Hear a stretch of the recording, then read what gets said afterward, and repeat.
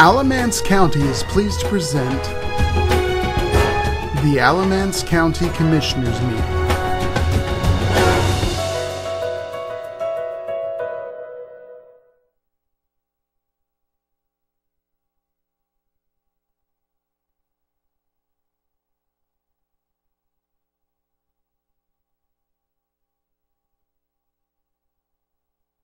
To the August 7th meeting of the Alamance County Commissioners, and before we begin, I'm going to ask Mr. Lashley if he will do our invocation for us and pledge. Let's bow our heads.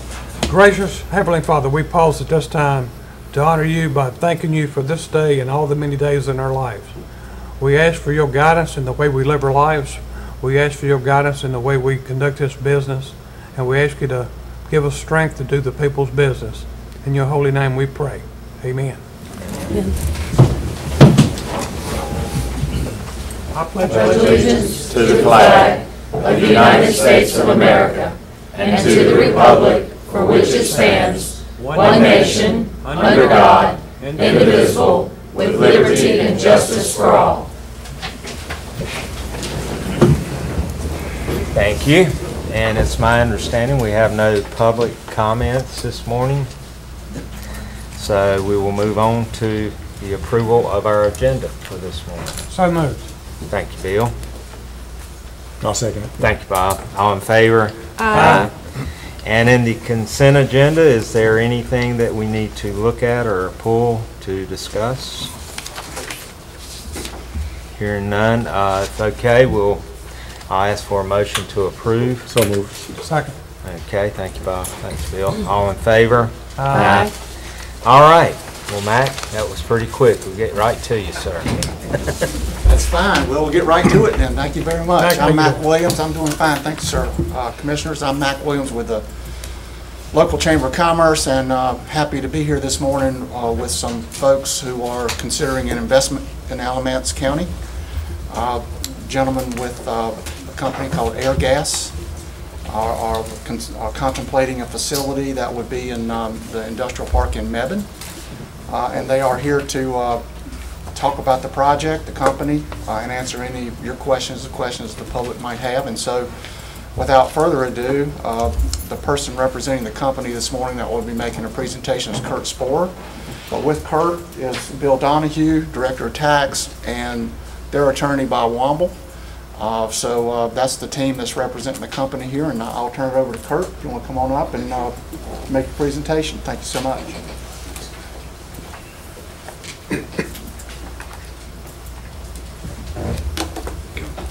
This advances it? Yes. Thanks. Good morning. Good morning. My name is Welcome. Kurt. Thank you. My name is Kurt Sporer. I work with Airgas. We are very pleased to be here. Very excited for this opportunity. And once again, appreciate the time of the entire group and public. Today, what I will go through is just a company overview, to get you familiar with our company, Airgas, give some insight into the proposed project we're considering, show you a little bit about the process, and certainly the community benefits of our company and this process, if you will. And then discuss briefly some of the incentive considerations that we have for this project. Airgas, we are a leader in the industrial gas market.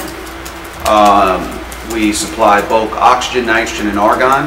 In the following slide, I'll kind of go through and just describe where that product goes. I'm sure you're familiar with seeing our tanker trucks over the road.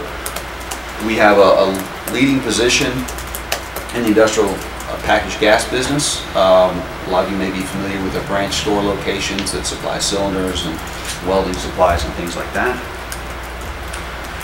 I'll tell you what I may stand up here if that's okay. We're also a leading supplier of liquid CO2 and dry ice. It's not related to this project, but as a company that you all may be familiar with that as well. Even in some of the grocery store locations, you'll see Penguin Ice, that is Airgas's dry ice, in those store locations. We're a leading producer of nitrous oxide.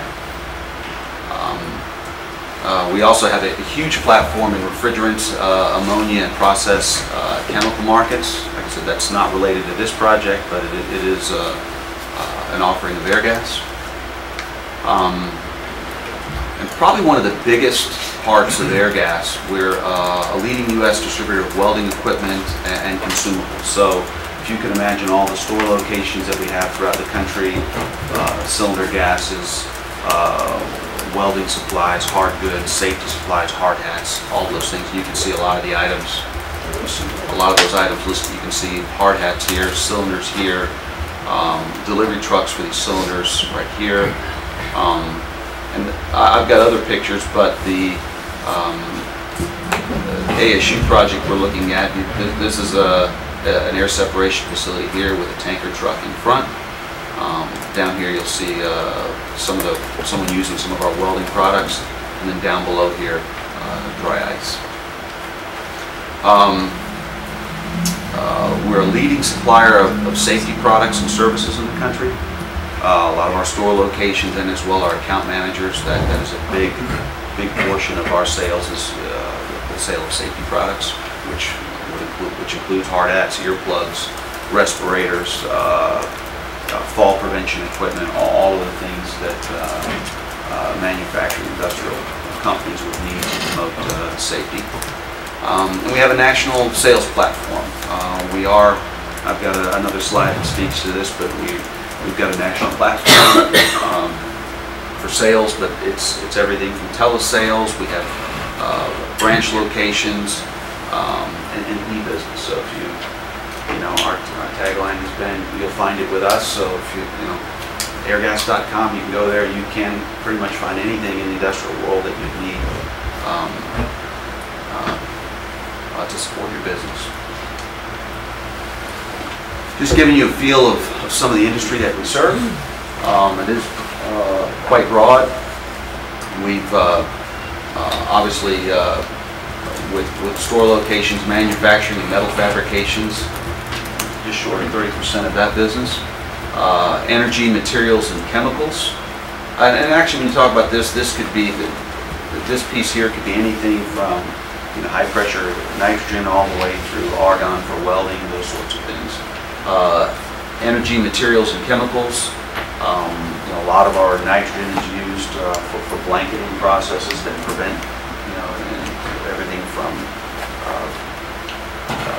fire prevention to, like I said, just literally blanketing volatile chemicals and things like that, and as well, the cryogenic aspects of nitrogen.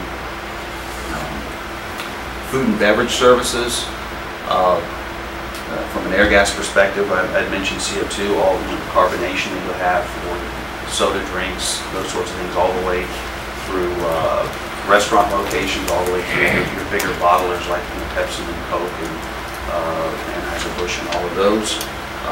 In particular to products that we make here, even nitrogen is used even in that restaurant locations. The beer that folks will have, or the beverages are pressurized, if you will, with nitrogen. On the food side, food packaging side, nitrogen is used in packaging to keep products fresh, and as well for food freezing, cryogenic freezing of frozen goods.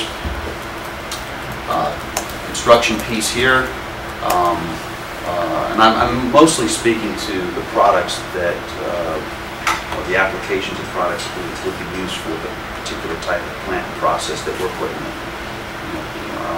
A lot of these, like in the construction services piece of this, a lot of sales here will be safety supplies for that industry, and as well argon for welding. We've got a big piece here in life sciences and healthcare. Obviously the oxygen that we produce at this facility here is used at healthcare facilities, hospitals, and as well too, liquid nitrogen being used for the cooling, freezing of samples for the healthcare industry. So quite a large exposure to the life sciences and healthcare. And then government, defense, and aerospace. Particular to, like I said, the ASU project we're considering, nitrogen is used, and it's becoming more common now, is used in got carbon fiber manufacture of wings and different things like airplane wings and aerospace structures. Nitrogen's used in the curing process of that carbon fiber. So it's becoming quite prevalent as well. I mentioned before store locations. Hopefully a lot of you are familiar with our store locations. We've got 900 branches. You can see that the Airgas as a company, we're situated in 4 distinct regions: southeast, north, not 4. 4 regions: southeast, north, Midwest, and west. We've got 900 branch locations, so like I said, hopefully you're somewhat familiar with that. We've got 344 cylinder fill locations where you've seen in one of the pictures. You're all probably quite familiar with that, but with the cylinders anyways. But we've got 344 locations for that. Products that we would make at facility here would go to those cylinder filling locations as well to fill oxygen, nitrogen, argon, at cylinder fill locations. I've circled in red here. We've got 29 ASUs. You'll see that acronym used quite a lot. It's just an air separation unit. We've got 29 locations across the country. Those locations produce nitrogen, oxygen, and argon. Liquid nitrogen, liquid oxygen, liquid argon. Main constituent parts of air. We have 19 acetylene plants, 15 CO2 production facilities. To say production, we're not really producing the CO2 there, we're taking someone else's off gas at those locations and essentially reprocessing that off gas to liquid CO2 and dry ice. 78 regional spec gas labs. These are labs that you can imagine all protocols for everything, environmental, everything, lab-based. They're making special mixtures to comply with air emissions and evaluation of that. 13 national spec gas labs, and we've got 6 hard goods distribution centers, similar to the big distribution centers you see for other companies, where all of the supplies we've got for hard goods and safeties will be received at these locations. We have over 11 million cylinders out throughout the country. We have 21,000 bulk tanks, and those bulk tanks, I probably have a picture of it in another slide, but these are the bulk tanks that be at a customer location. That, like say for example, when you go by a hospital, you see that large thermos bottle looking at that's a bulk tank. We have 21,000 of those, 6,000 vehicles, and 18,000 associates throughout the country. Looking at our supply chain, once again I've circled in red the piece that we're speaking to today, an air separation facility and its distribution. You can see that the bulk liquid, if you will, in some cases it's driven to cylinder filling locations. Those cylinder filling locations will serve the branches and be distributed through our branch locations. For packaged gas, you can see here the food pieces of it, restaurants, those sorts of things. And then, a separate stream from this, or a separate supply channel, is just bulk liquid delivered directly to our bulk account. So that would be someone who's doing welding on a large scale, and they've got a liquid argon tank, or someone who's doing electronics work and they've got bulk nitrogen tank that's used to blanket electronics processes, those sorts of things. So those that is particular to this, and this is probably the larger part of what we would distribute out of this ASU facility. So our process, and actually describing this process here, Essentially, what are we doing? We're taking the constituent parts of air. So you can see here, 78% of the air is made up of nitrogen, 21% of oxygen, and less than 1% of the air that we're currently breathing is made of argon. And if you're really, for lack of a better word, if you're just boiling this down, we're using air that's a raw material, and we're liquefying the air. We're separating it into its constituent parts, storing it in bulk tank, and then redistributing to our customers. And that's essentially the service we're providing, is separating the air out into its constituent parts and then applying it and selling it to customers that require it that way. Looking at this process, filtration and compression starting here, essentially we've got very large compressors that consume actually quite a bit of power. I've got a later slide that speaks to that. But we're drawing air in, filtering it, pre-cooling it, dropping moisture out of it, that sort of thing. Essentially, we're cleaning up the air we're drawing in so that we can separate it. Removing impurities. Actually, this column here is a separation column. The air as it's brought in is actually cooled and liquefied, if you will, and much like almost any other process where you're trying to separate out items, if you will, they all have a different boiling point, a different condensing point, and we're taking advantage of this column to essentially, if you will, it's almost like a scrubber column in reverse. We're allowing the molecules, because they separate out, they condense at different temperatures. We're drawing these molecules, if you will, down this column, and the oxygen comes out at one part, argon comes out another part, and the nitrogen at another part. We're just drawing it off from there. We liquefy the separated gases and put them in storage tanks. It sounds unbelievably complicated, and there's a fair amount of complication to it, but essentially we're just using compression and a lot of power to essentially get air cold enough to condense out.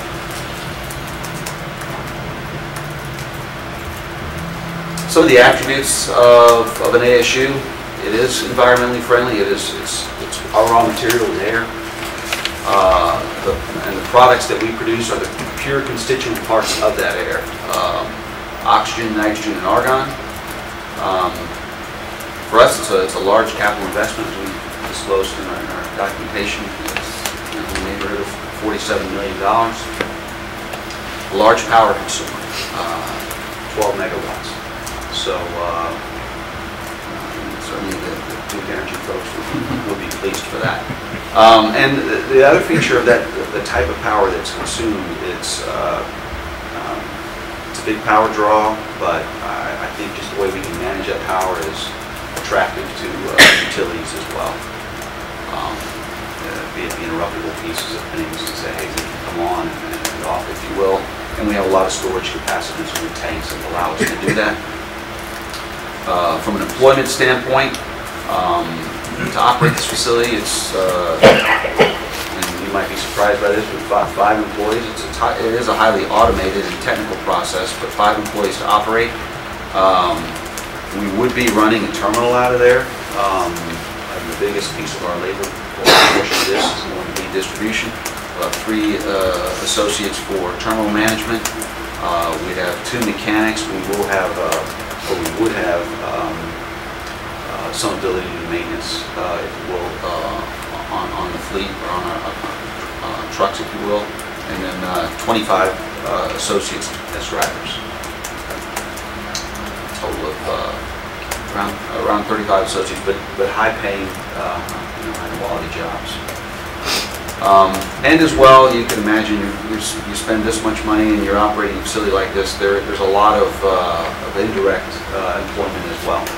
That certainly the construction piece will be quite involved in that respect, and then ongoing services, everything from from the grounds to instrumentation, what a lot of folks that we require just to keep the facility ongoing.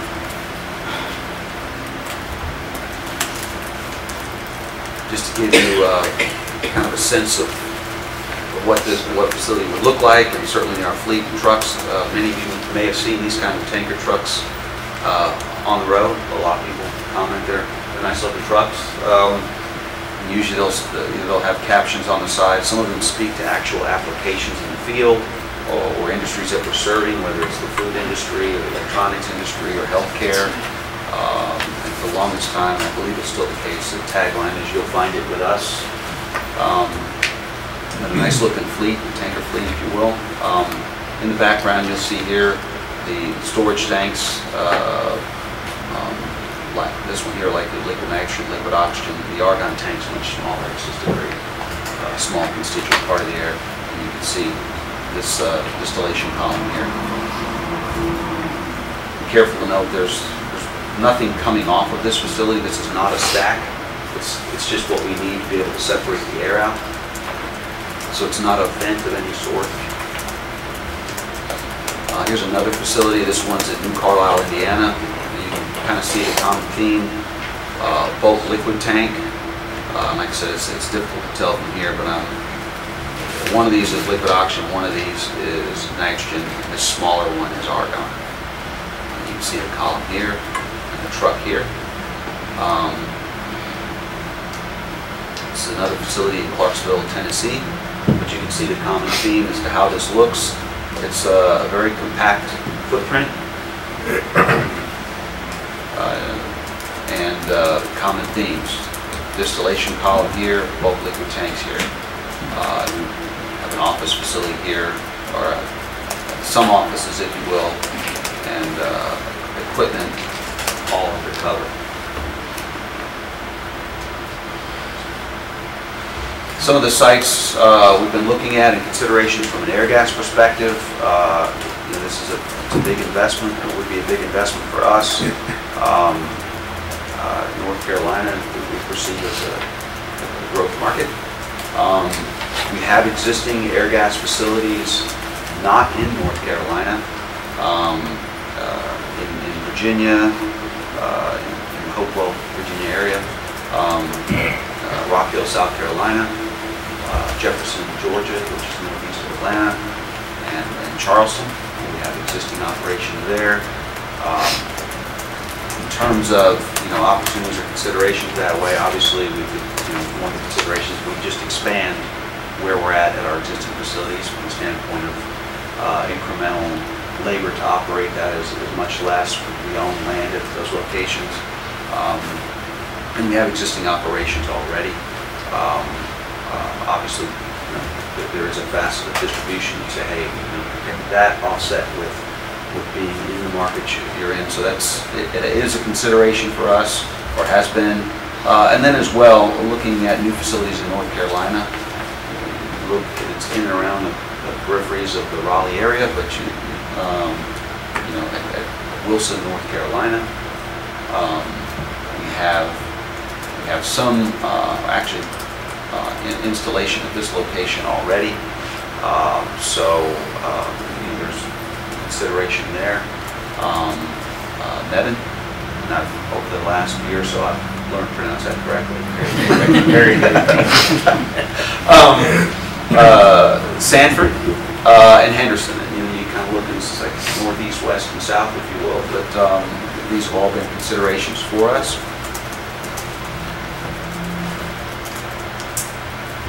When we consider, and hopefully we all consider, if you will, the ASU benefits, certainly to Alamance and Mebane, it is a capital investment for us, $47 million. Long-term increase in the tax base, long-term. Additional merchant gas revenue. Obviously, we're going to be selling products out of here in bulk liquid tanker truckloads, if you will. Oxygen, nitrogen, and argon. The installations that are created at customer sites, the bulk tanks that go there, also have I'm asking you to install on that as well. And this next item, the amenity attraction to new industry. And this is actually quite a big consideration here. Nitron, oxygen, argon, they are considered a utility. And other folks are considering to come to a given location. You know, we get asked many times by Chamber of Commerce folks throughout the country, you know, can you provide this amount of gaseous nitrogen, or can you know, is it available in that area? So it's a big consideration, and as well anyone considering electronics work, quite a bit of electronics manufacturers use nitrogen, and it's high purity nitrogen. The nitrogen that we would make at this facility here would be 99.999% pure. So it's a high purity gas. The health safety aspects of it, the oxygen and nitrogen that we would produce at this facility would be medical grade. It's a nitrogen used in surgical procedures, oxygen obviously used in hospital beds and things like that. So it's an important piece of our offering, if you will, and really speaks to the purity and the process that we have in place there.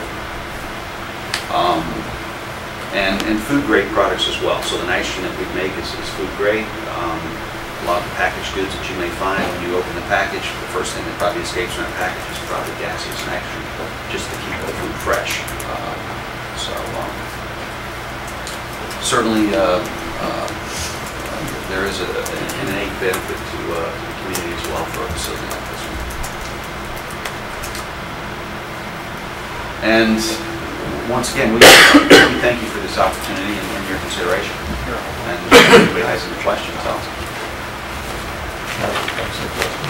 I had, if you wouldn't mind, I had 2 slides I would go through also, just to give you a summary of the details of what we're doing. Yes. Yes. Thanks. Thank you. Thank you, Commissioners, and I want to thank Airgas. Thank you very much for considering Alamance County. We're very pleased that you're here today, and thank you to Mac for all your hard work. It's on in this presentation. So, what I'd like to do is just quickly go through the proposed agreement, so you get an idea of what we're talking about.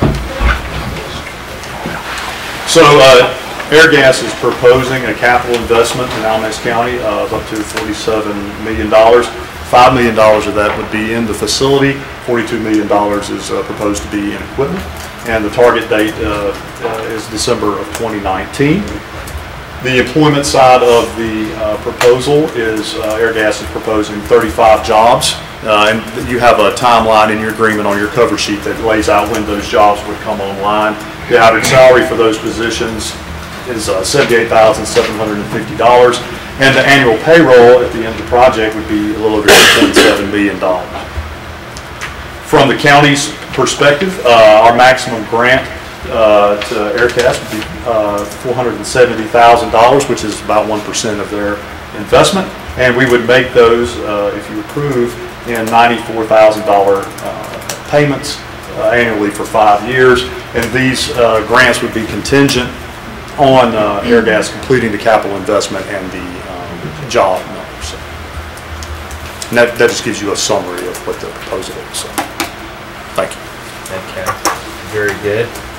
First, we'll start commissioners and have any comments, and we'll direct them back to Airgas. I have a couple of questions. Okay. First of all, I spent 5 years as a respiratory therapist and 35 years in hospital administration, so I'm well familiar with your name anyways. And but I was wondering what your competition is and how financially stable is the company, just from the perspective that you're here to stay for a long time after we do this investment. From a competitive standpoint, Airgas actually this past year was actually purchased by Air Liquide, and actually is the world's largest producer of industrial gases. Airgas was an extremely healthy company prior to the acquisition, so much so that we were sought after for a few years in terms of someone to buy us, someone aggressively seeking to buy us, and it turned out that Air Liquide, I guess, offered the shareholders the right price, and we were purchased by Air Liquide. However, in the U.S., we are remaining an air gas company, and you'll see even in our logos that we're Air Gas, an Air Liquide company. Quite strong in the U.S. The facilities that we've got across the country, I mean, when they're installed for really a 25-year horizon or longer. The life of that equipment can be extremely long. But you know, when we think of facilities, certainly this facility here, unlike others, this is a standalone facility. There's no pipeline to any other company, but standalone entities. Like I said, our business is quite healthy, but there'd be no reason it wouldn't be there for 25 plus years.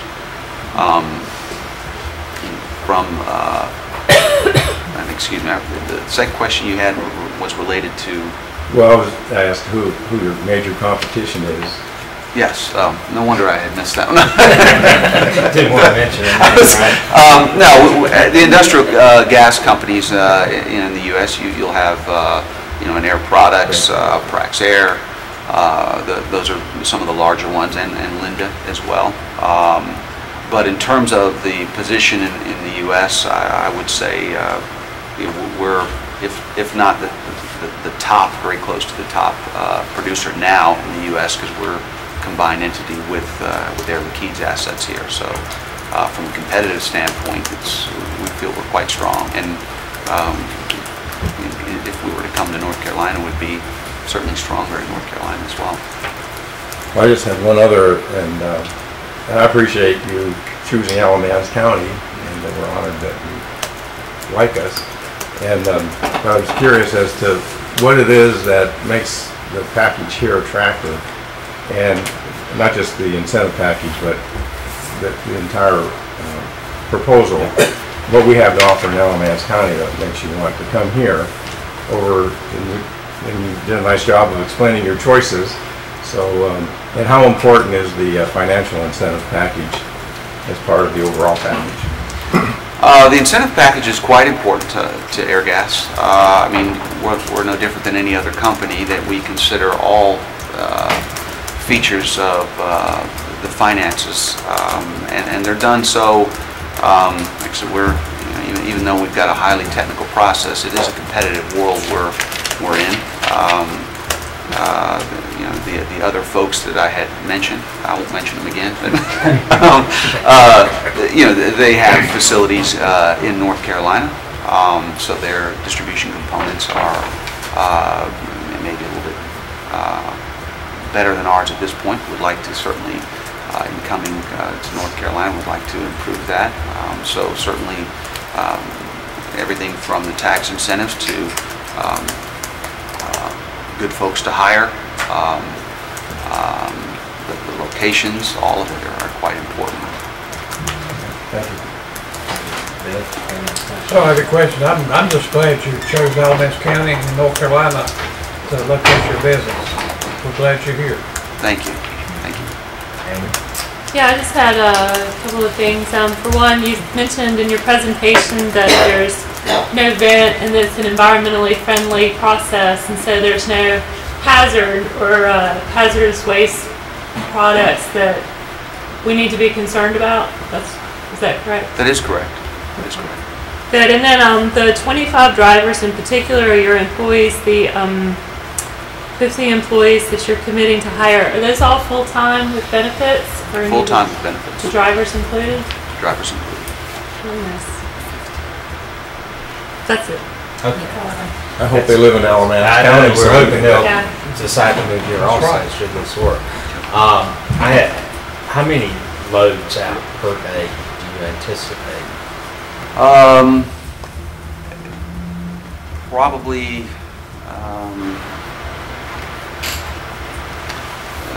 20 to 30. 20 to 30 20 to 30. trips coming out of Trips there coming each out. day, because as you're aware, that is somewhat congested. They're working on that very quickly around Trolley. Yeah, that's a consideration for us as well. Just, It how is that will a look. great access to the interstates. I'm sure you've seen. Yes, it's to the interstate, it's a nice. So 119 is getting, 119 bypass is now funded and under construction. Okay, so yeah, that's true. So that was just a question because there's a lot of congestion there. Now, your home corporation's in Pennsylvania, is that correct? Correct, Radnor, Pennsylvania. And you had said there are options if you went elsewhere to expand. Is that something you would be getting enough land at this facility to expand in the future, say? We would have enough land for something like that, if you will, but it's not something near term that we're looking at now.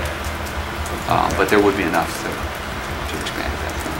Okay, very good. There's no more questions from commissioners. I want to clarify one other thing. So, Mac or Brian, make sure I calculate this right. So if they invest $47 million, and I know some of that is a lot of that is in equipment that'll depreciate, but just assuming the $47 million at a 58 cents tax rate, I'm calculating that the tax revenue from that would be about $272,000 per year. And we're going to do a financial package to help pay for their capital of $94,000 per year. So we're netting, cash flows nicely. Can you say that again? From our standpoint. Can you give those figures again? At the 58 cents tax rate, that property worth $47 million generates $272,600 of tax revenue. And our payment to them for the reimbursement for their capital investment is $94,000 per year for 5 years. Okay, with that being said, we will open it up for public hearing and start on this side of the room here. If anyone has any thoughts, comments? Commissioner Chairman, I wouldn't want to put anybody on the spot, but after 6 years, when the equipment has depreciated out, what would be the revenue to our county? Is it 5 years the equipment depreciates out? I'm not sure. Well, Brian can probably answer that, Samuel. Well, our cash flow projections are over a 5-year period. The county will net $809,520. So we recognize that there is depreciation to the equipment that occurs annually, but the value of the equipment over 5 years, we're looking at over $800,000 after we pay the grant payments still. It would not fully depreciate out. I mean, that's right. So I guess maybe the real question is, what would be the projected tax value of the equipment and the property 6 or 7 years from now? Is there a way of determining that? I mean, they may have an estimate on that. Most businesses have to replace their capital equipment over time. Sure. So you'd be, continuously investing in. There would be continual investments, and as well to the equipment there in terms of depreciation schedule. Some of that equipment has very long depreciation schedule. That depreciation is based on the equipment itself. So The life of the equipment, So maybe 20 years or so. Thank you. Okay. Any other comments? Yes, sir. Come up here. Tell us what Sam's doing today.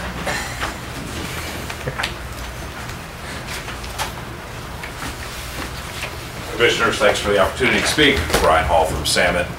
It's a very nice presentation that Airgas made. A couple of things I'd like to point out. The pie chart of his target markets.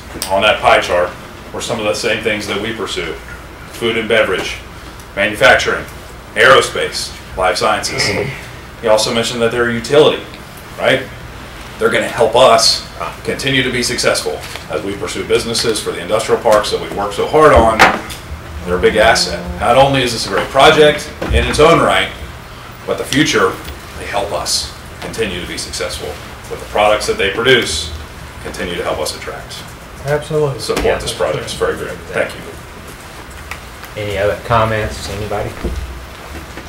Okay, with that public hearing being done, we will move on and see what will the commissioners is. I'm gonna make the motion, we accept their, what they're asking. I think it's a plus for Alamance County, and it'll help the taxpayers in the future, help to hold taxes down. I'll second the motion. I will say that Friday morning I attended the State of Alamance panel discussion that was put on by the Triad Business Journal. It was at ACC, and Mac was one of the panelists. And one of the points that was made is that over the past, how many years, 10, 15 years, the amount of economic development that we've had in our community with companies has been so strong, particularly after recovering from the demise of textiles in this community. And now we have a very diverse economic base moving forward. We're not reliant on just one industry or one company. This just adds to that. So that was the second. All right, very good. We have a motion and a second, and for that, I'll take a vote on that. All in favor? Aye. Hearing no opposition, so thank you very much for coming today, and we appreciate it. Thank you, Commissioner. And we recognize your time was valuable, so you guys can move on. Thank you so much. Thank you. Thank you.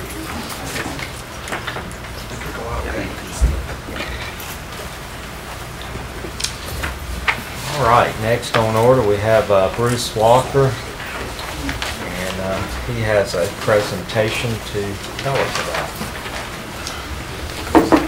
Come on up here, Greg.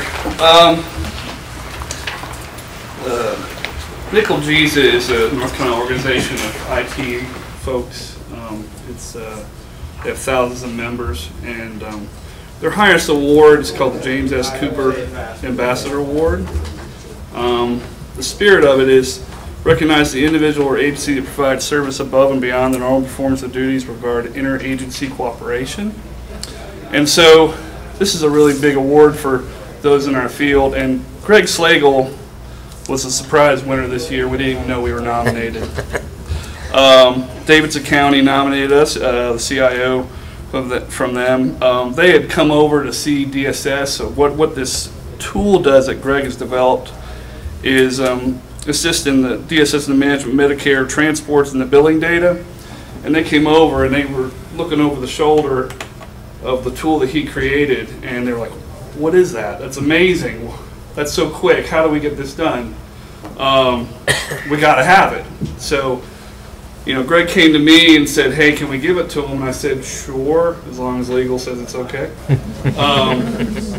And they did, and so that was it. But then at Nickel G's, we found out we were nominated, and they voted on it and we won. So Greg Slagle has been here 22 years. This isn't the first time he does something really efficient. It saves the county money. He's constantly looking at that. He's been here in the dark times. He's been here in the good times. It gives me just great pleasure that he deserves this award. He's been 3 times given the SOAR award. Like I said, he's constantly working on these things. Whenever there's a disaster, he's the first one to volunteer to be the IT guy. He's also our ham operator in an emergency. I mean, he just constantly, always is there. And he's behind the scenes, and he's very uncomfortable sitting up here and getting a lot of accolades, but he is well deserving and is a good example of some of the employees we have here at Alamance County. So I just wanted to give this to you again. Greg Slagle.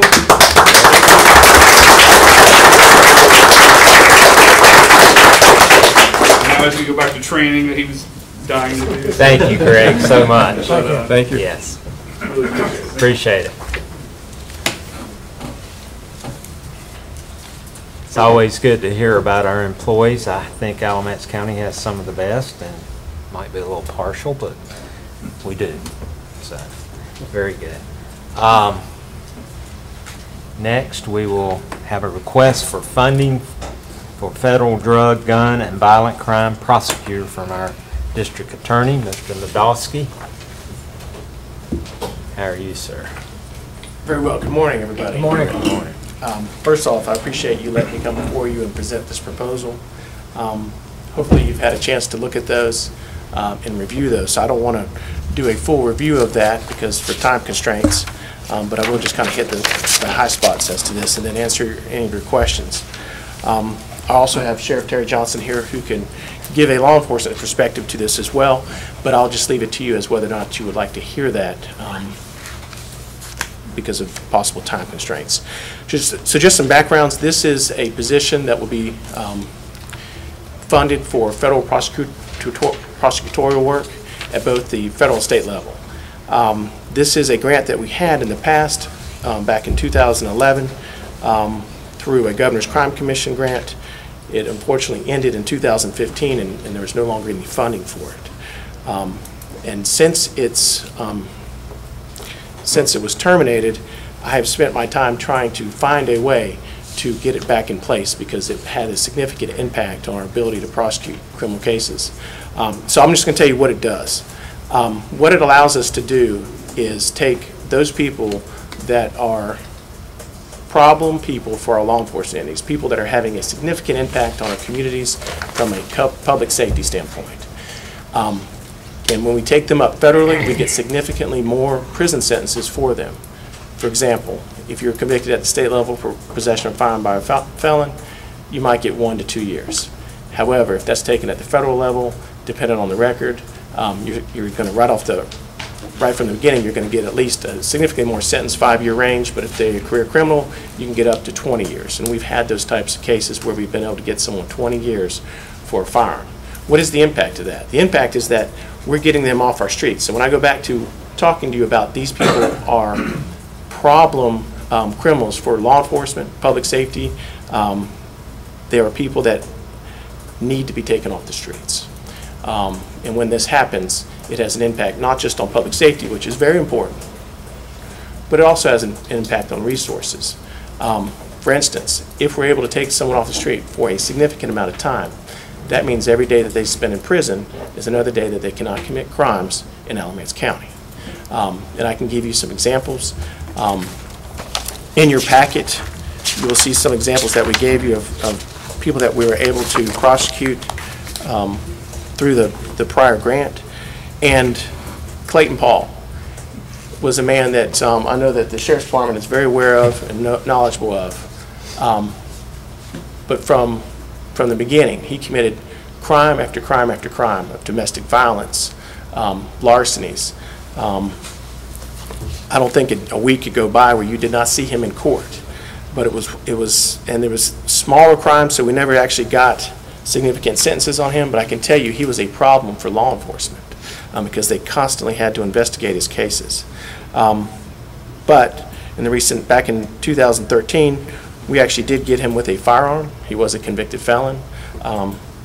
He had severely beaten his girlfriend.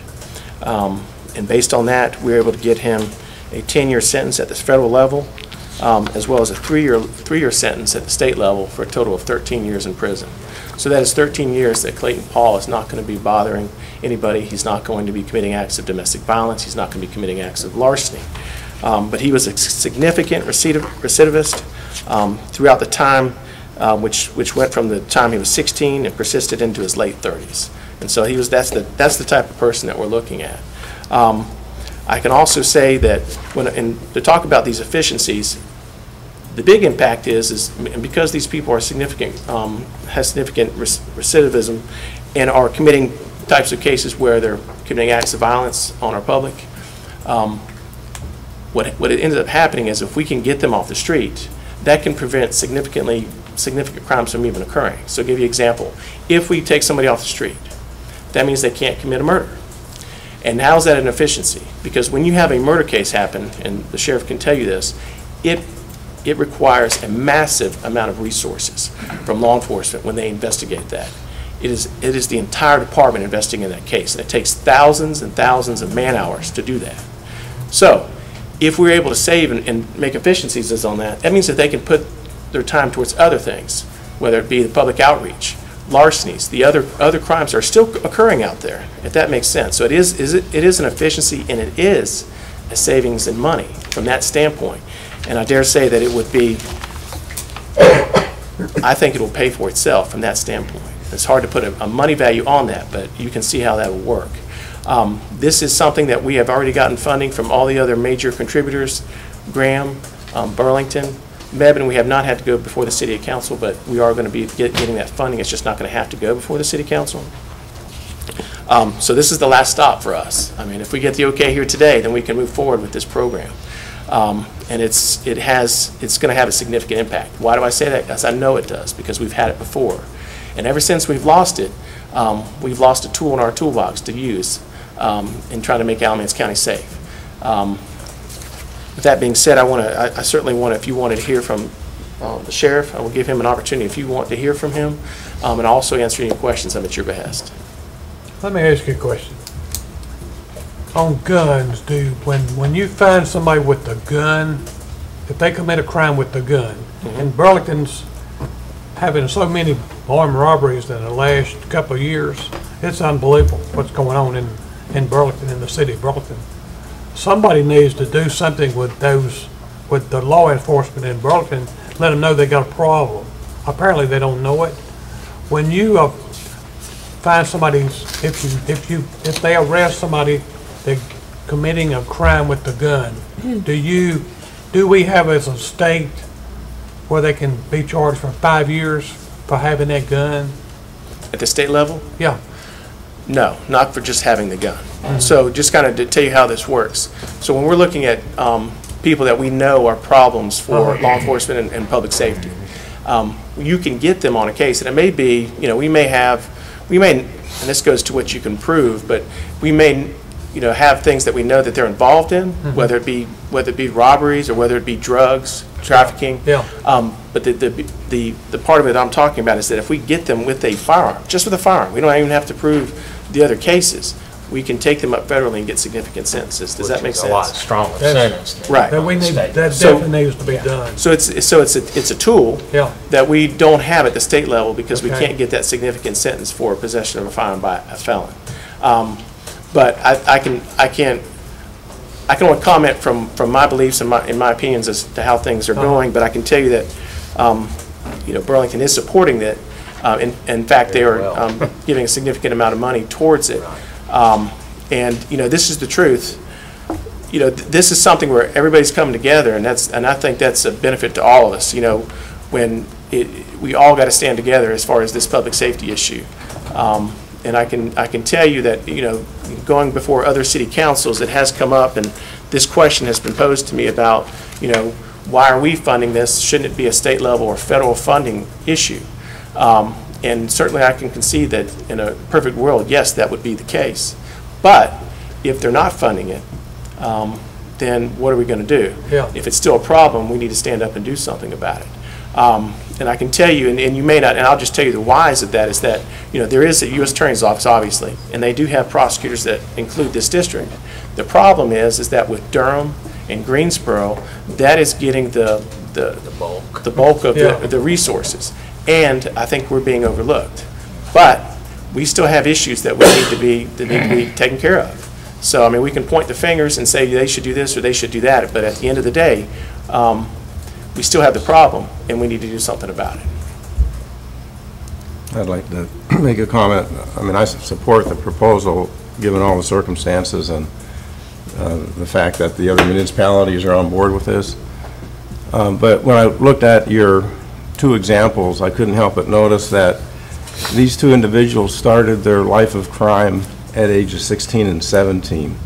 And it makes me think, would they have been diverted from that path if our school system had been better supported, that we had the right teachers and the right mentors for these two individuals and those individuals like them, that they would have never had this life of crime to begin with. Are we really adequately putting those kinds of resources into our community?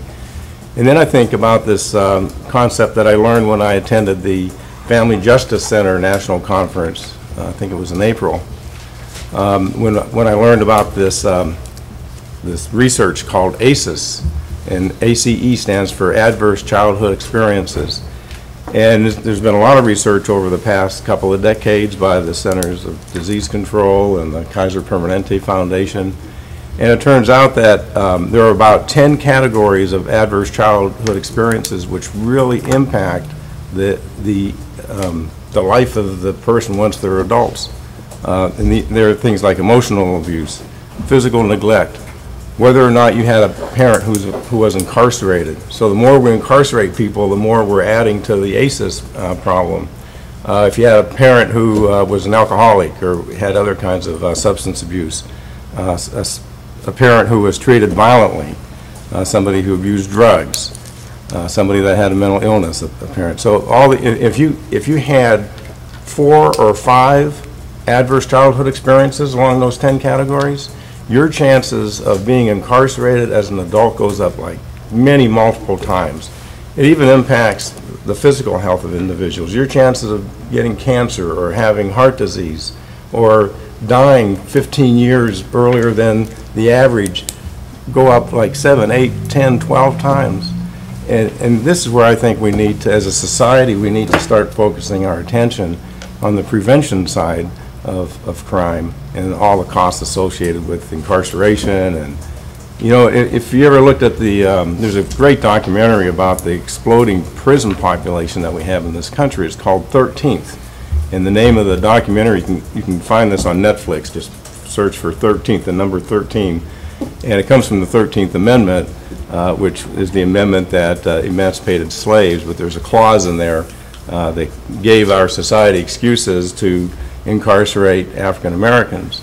And that's who is occupying so many of our prison cells. So, I mean, all these things kind of are connected in my view, and I think we ought to take a better systems-wide approach in addressing our crime issues in our society. That's what I had to say. Thank you. What a bunch of bullshit. That's my feeling about all that. You know, I was, by what you're saying and that bullshit that you just spreading out, I should be in prison. I came from that background, and by God, that's a crock. All that stuff and all that pretty words doesn't mean a thing. The people are responsible for what they do, no matter what background they come from. No matter what the situation, they have a choice to make, and they make those choices. And you'll never be able to control it by any means. No means. You can't spend enough money to do it.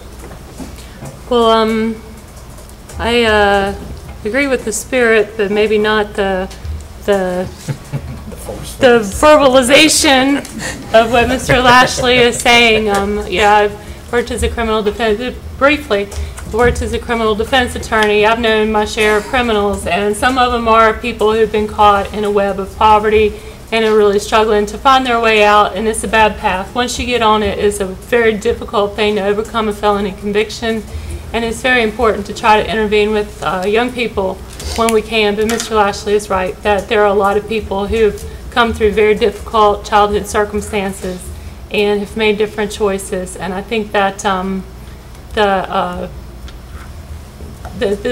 fellow that Mr. Nadolski referred to, who had beat up a long history of domestic violence that culminated in a federal firearms charge and being locked up for a long time, I'm not sure that's because his first grade teacher didn't pay him enough attention or because he had certain things that the school system didn't provide to him. So, Mr. Nadolski, going back to the things that you're talking about, I have to say that I do find it really troubling that local government is being asked to, municipal or county government being asked to fund positions that are responsibility of the United States Congress, not the Graham Courthouse or not the Alamance County Commissioners.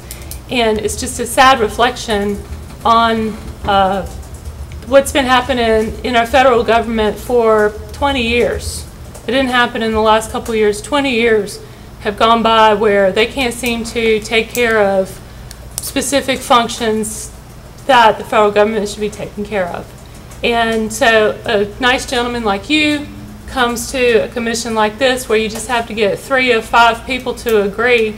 That's a lot easier, I'm sure, than getting the bunch of congressmen and then the United States Senate to all work together and come up with a budget that actually addresses the needs of the nation. So I think that's really unfortunate. Also, North Carolina General Assembly, I love our representation in Raleigh. I think they're awesome.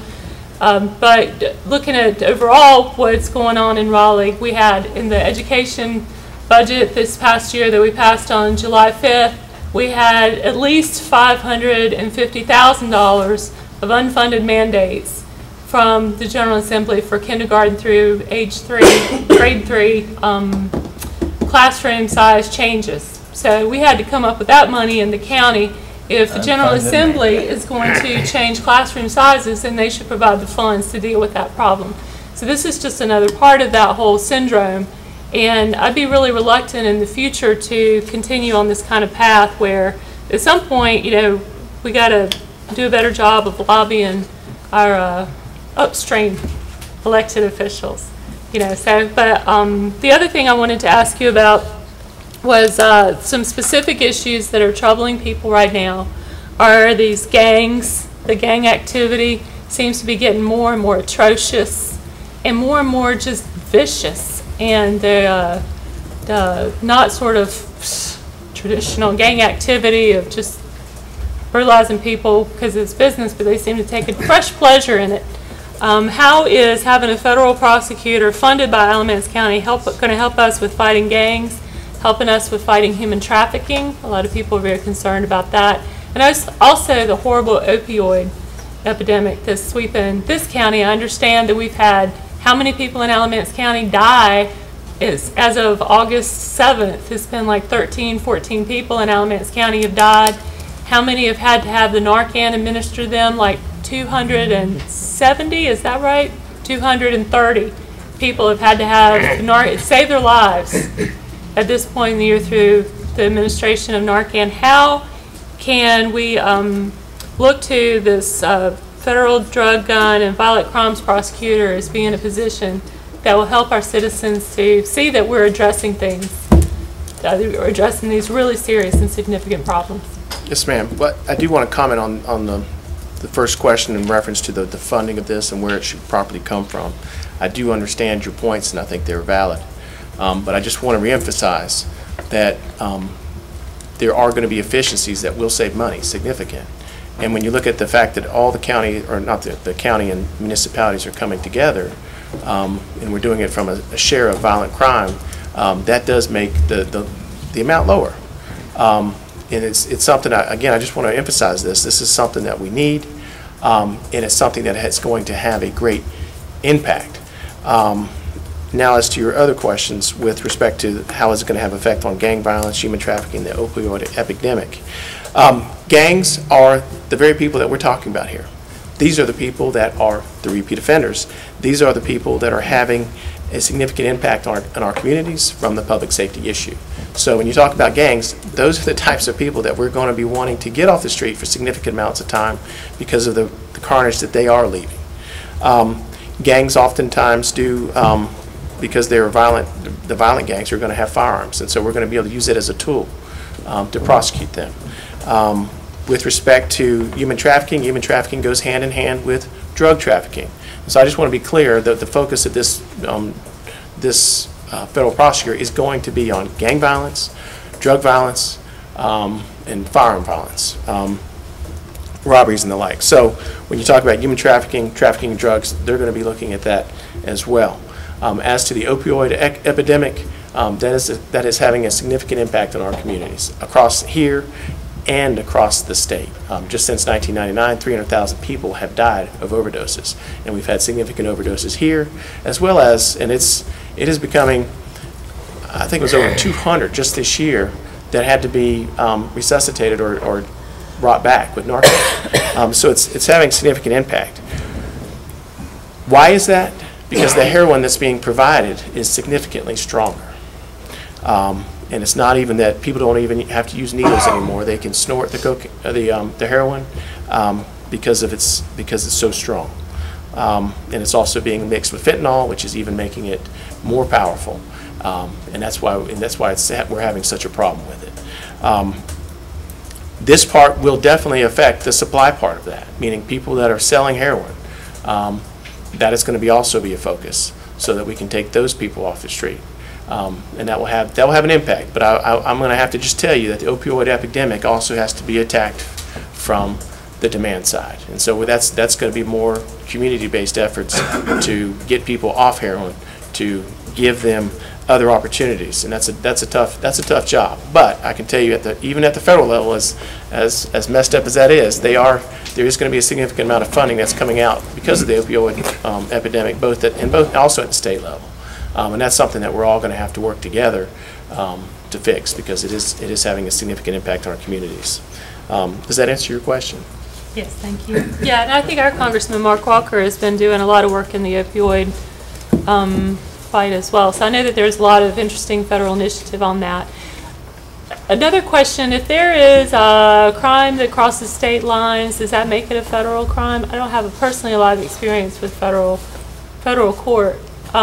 If we have the interstate traffic, if we have these traffickers bringing drugs through Alamance County, and somehow we can apprehend them, is that a federal? It can. So typically the crossing of state lines makes it a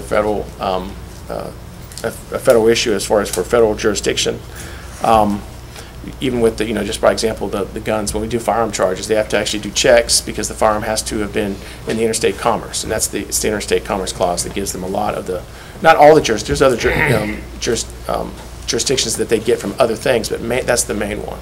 So even firearms are typically going to be manufactured, and some part of that firearm will be in another state, and so that gives them the jurisdiction over that case. But certainly when people do things across state lines, and it's an interstate thing, that's going to give federal jurisdiction. Well, I support this, and I'm going to vote for it, and I think that even though I think that it's something that we shouldn't have to fund, I understand we have to deal with reality, and the reality is this is something that we need. So sometimes you got to take care of your home business. So that's it. Yes, ma'am. Just a couple comments, Pat. Number one is you're asking for $21,645 from us. Burlington's doing $60,000 towards this, and I think the proof is that it's worked in the past. And with that being said, I think we do have to take care of it sometimes locally when everything comes back, no matter what it is.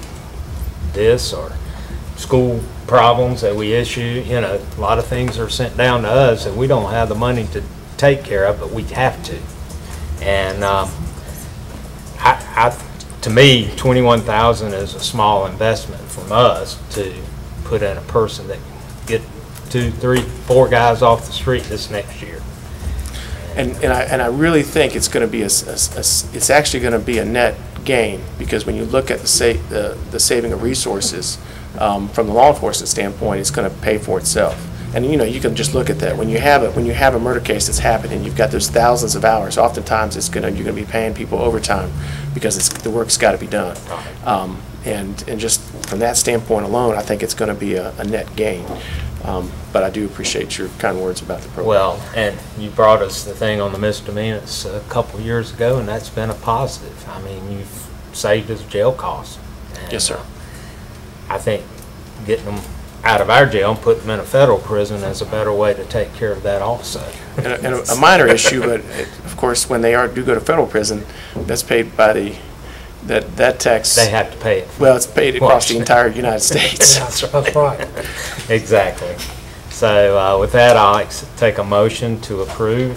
Go ahead. I'll make the motion. I'll second it. Okay. Thank you, Amy. Thanks, Bob. All in favor? Aye. Thank you, Pat. Thank you.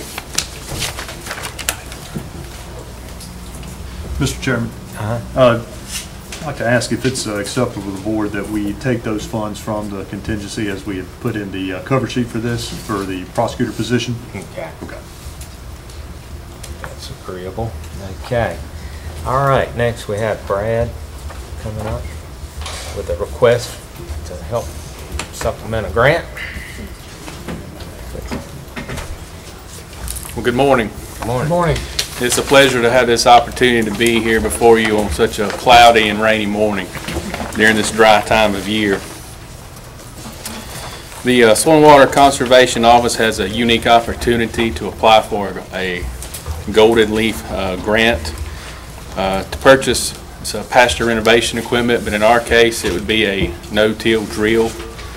If you're not familiar with a no-till drill, so in farming, If you're going to go out and plant your grain, your wheat, soybeans, things of that nature, that's what you would use.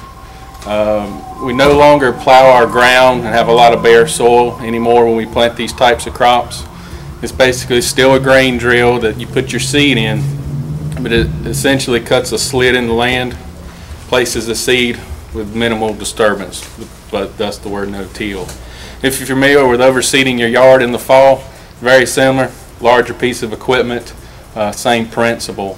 And what that would allow our Alamance County farmers, particularly our smaller farmers, to do is to go in and overseed their pastures. This funding has come available again through the Golden Leaf Foundation because of the extreme weather conditions in the eastern part of the state and the western part of the state. Alamance County has fared better last year than either end of the state. But again, this funding is up to $20,000. I have priced a drill locally for $25,560, and basically the county would be responsible for anything over that. In conversations with our local Alamance County Farm Bureau, they very willingly have accepted to be a partner in this project if we're allowed to move forward, and they have committed $2,500 toward the project. And then we have also approached Carolina Farm Credit, and that's what I've just handed you in the memo. I actually just learned about that very recently. In order to seek assistance from them, they have a corporate mission fund that, again, it's an application process that we would ask them for $2,500 as well. So basically what I have there before you is the cost of the drill and a small storage shed would be around $26,715. With the assistance from Farm Bureau that is committed, again assuming that we get the Golden Leaf grant, the county would have estimated $4,215 in this project. If Carolina Farm Credit, if we awarded their grant as well, the county would have about $1,715 in the project. If awarded the grant, Alamance County does not actually purchase the drill ourselves. It is gone through the North Carolina Foundation of Soil and Water Conservation. They are a nonprofit. They would purchase the drill, then give it to us. Because they didn't know the exact terms at the time when this is drawn up, it could very well, the $1,620 tax could also be removed. And if that is the case, the county would have approximately an estimated $95 in this project. It's getting better. Keep talking. So although there are many ifs, I stand here before you today to ask permission to pursue this grant as well as the grant with Carolina Farm Credit. Where will you store this? Been speaking with Brian as well as emergency management, and we would think possibly one of the locations with them in a locked facility. Okay, very good. And questions, anyone, or thoughts? I've heard this, not this particular project, but a like project talked about a lot with the Food Collaborative of Healthy Alamance, and it sounds like a really good idea. Yeah. I'd like to make the motion to give permission to pursue the grant. And I'll second that. All in favor? Aye. Very good. Thank you.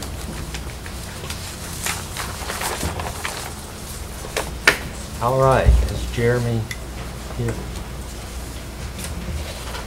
Oh, you're hiding.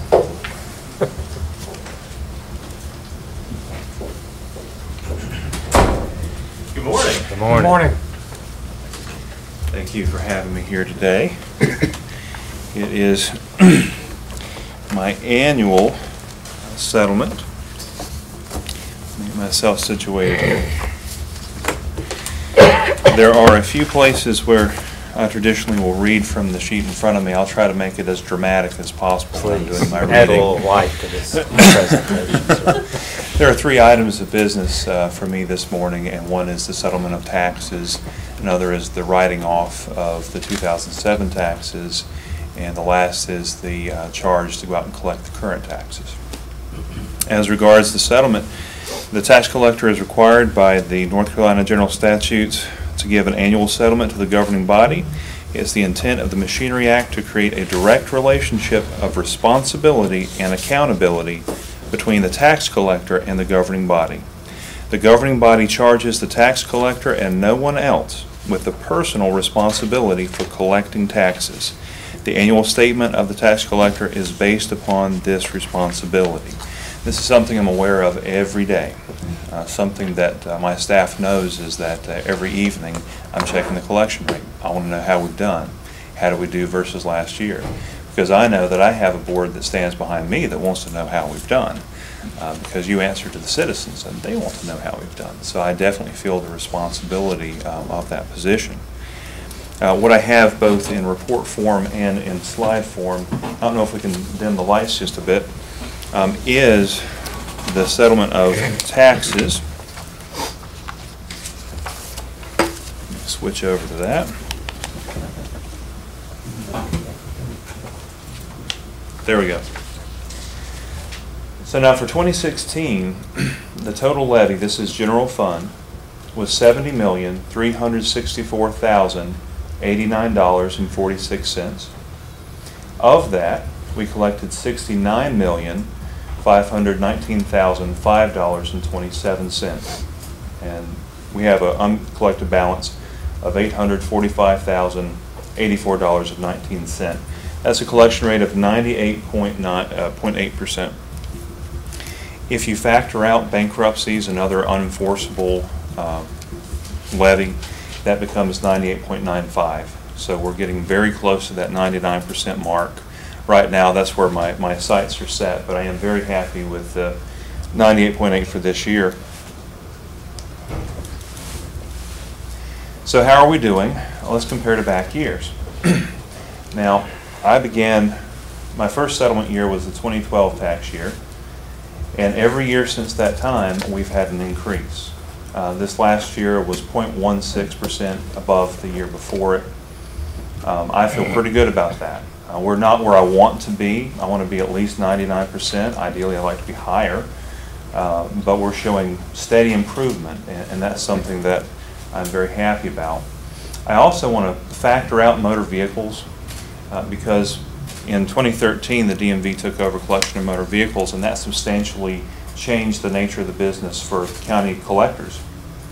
If you factor those out so that we're apples to apples, we still show those increases year to year. And I'm very proud of my staff that they've really dug in to keep this momentum going. And also thankful to the county commissioners who have supported our needs in our department so that we can go out and do this job for you. Another important measure is how are we doing compared to similar counties.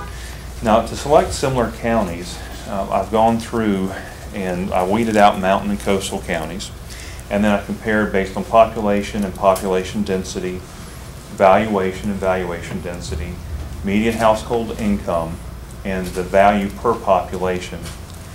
On those metrics, the top 5 are Davidson County, Rowan, Catawba, Pitt, and Johnston County. Now, as you can see, the average of these 5 peers is 98.29%, and we were above that average mark. So I feel like we're in a good positioning based on our peers. Full disclosure, these are the numbers that they closed with last year, and the reason that I do that is these are DOR certified numbers. Now, I can call them up in current year and get a number from them, but if something changes after the fact, I don't want my report to be incorrect. So these are certified from the DOR. I don't think the 1 year difference substantially affects the outcome, which is to say that we are above the average in our peer group. If you look at the amount collected, you can see that that's been going up every year, except for in 2014. This relates back to the motor vehicles. That was pulled out of what I report. We went from billing in arrears to billing ahead, and so when that happened, we had a little shuffle in that 1 year. But definitely we have healthy growth in the amount of revenue that we're bringing in. But I want to focus on the uncollected tax from our previous levy year. So this is the back 9. We collect 10 years at any given time. And what we saw for the first few years on this chart is an increase. So that every year when we came in to report, our back years were a little bit larger and a little bit larger. That wasn't too concerning because our base was also growing, and so as a percentage we're doing okay. But that bothers me because I don't want to just have a good first year rate, I want to have a good overall rate. And so we've been working very hard to collect those back years. As you can see, that's been falling off now. We are at the lowest outstanding for the back 9 that we've been in this cycle. And this is with a larger base, and so as a percentage it's much smaller. We're trying to clean those back years up. When we look forward to the future for our collection department, we are in a process of transitioning from an individual model to a mass model. Now some of that's already been done, and you can see that in the results that we're receiving. Briefly, the difference between an individual model and a mass model. Individually, let's say Mr. Jones owes taxes and has not paid timely, and we notify Mr. Jones and we're not going to get payment, so we're going to have to garnish. Initially, we notice Mr. Jones, which our staff has to put together and send out. There's a statutory fee of $30. Then if we don't receive payment after noticing him, we notice his employer, more work, an additional $30 statutory fee. And that's kind of the old school way of doing this. What we are transitioning to is this mass model where we don't think so much about Mr. Jones, we think about his employer. We say, employer, how many delinquent taxpayers work for your company? And rather than target the individual, we target the employer. Now, this means even though you don't think about enforced collections as something positive to the citizen, we try to be considerate of the citizen when we do it. For Mr. Jones here, he still gets a statutory fee when we notice him, but the fee to the employer gets split among all the employees. And so he may go from a total of $60 in fees to $32 in fees. So it's a benefit to the individual. It's a benefit to us because we're not redoing and redoing the same work. We're able to, with one motion, attach a number of accounts. And so we're pushing out further and further into that as we go. So again, we want to be not just as effective, but as efficient as we possibly can be. That's my presentation of the settlement. Are there any questions that I can answer regarding that? You lost me there on the end of that. Sorry? With the employer. Would you go back over that? You lost me also. Yeah. Absolutely. With the Absolutely. employer part, I'm thinking taxes are individual responsibilities. Yes. It's an efficiency factor. So if we know who individuals work for, then we can run a report by employer and say how much delinquency appears in that employer's rolls. And we send one notice to the employer, and we say attach this account, this account, this account. And with a single notice to the employer, we can have them send all their delinquent employees' monies to us, as far as their garnishments to us. So what we used to do is, for each person that owed taxes, we would serve that employer, you need to take this person's wages, send 10% to the tax department. And we'd give them another form, and another form, and another form. And this would spread out over months. What we now do is we give them one batch, and we say, here's everyone in your company that has unpaid taxes. We want all of them. And we do it with one notice. This is a savings to the individuals because we get to split that notice fee. It's a savings on our time. And it's actually, I believe, easier for the employer because rather than the trickling through constantly, they get the report up front and then we're done. How do you make that correlation between a taxpayer and the company he works for? So we're constantly searching for employers. Now we do have some sources such as Accurate, provided by LexisNexis, that we can get information from. We also contact employers and ask for lists of their employees. And we work on matching those back. And so the goal is, we know where you work. And so if I have that information in hand, garnishments particularly, this is effective because if they get paid bi-weekly, the longer it takes me to get my enforcement in, that's money being lost paycheck by paycheck. If very early in the process, I can say, look, I need all of these, then I'm getting those paychecks. I might have the same total number of garnishments, but they're not creeping out over a period of months. They're all happening at once. So it's an efficiencies from several different standpoints. And at what point in the tax collection are you sending those to an employer? Really, we begin in late January, and we begin with ourselves. Alamance County is the first employer that we attach. Our philosophy is, look, I can't go after someone else's wages when there are county employees that are not paying their taxes. So step one is we attach Alamance County. Then we go through school system and other government-based, and then we work into large employers and begin to work our ways down. So really, beginning in late January and then into February, that's the primary mode that we're enforcing. Let me ask you something. On there's a lot of cars sitting around without tags on them. Well, people are required to, when they fill out their taxes, to register those cars also. Absolutely, they're required to. Now, whether or not they do that, do not. Exactly. Is there any way you can check it? I don't know off the top of my head of an efficient way to do that. That's something that we're aware of as a problem. Anything that's tagged is easy to keep up with, but when it's sitting out in the yard, it's not. I mean, you think about sending somebody, riding around looking for untagged vehicles, but I worry about, what's the efficiency of the time they'll spend doing that to the revenue back. If I had an easy way to get a hold of it, and what I would think of then is based on titling. If we've got vehicles that are titled out there but not tagged, then that might give us a short list. But even then, you do have to value it in its true value in money, and if it's not tagged, it may be that it's an inoperable state. It's a problem area for us. It definitely is. How much do you have to write off because it's more than 10 years old? The debt is more than 10 years old. We actually have that coming up next, and it's just over $100,000 in the year that we're writing off. Okay, so that's a pretty small percentage of the whole property tax revenue stream. Yeah, if you look at and there should be also in your notes, the one-page summary report. As you look at our collection rate in the back years, our rate for 2007, as of June 30th, was 99.83% collected. So we've got 0.17% remaining uncollected, and that includes the protected funds. For example, this year protected funds comprise 0.15. So speculatively, if I pull that off, then we have 0.02% that are not protected and still uncollectible. And a lot of that's going to be vehicles, personal property bills. I can find your real property, but the personal can't get away from us. Do you attach to income tax refunds? We do. That's one of the first things that we do when we realize there's a delinquency, and it takes us a little bit of time because you have postmark issues and things like that, is we report to the state clearinghouse, and I can't touch the federal, but I can touch the state. And so if there's any money coming back, whether it's lottery proceeds, income tax refunds, it gets diverted here to satisfy our taxes before it goes to the citizen. I've noticed in looking on some different properties, a lot of times they're 4 or 5 years overdue on paying their taxes. Oh yeah. And a lot of them are in estates and so forth. How does that exactly hamper you in the collection process? We're talking now about the world of foreclosure.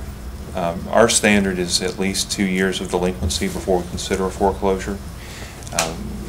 We don't want anyone's property, and it's also a lot of investment per property, so it has to have those back years to make it worthwhile for us to go after it.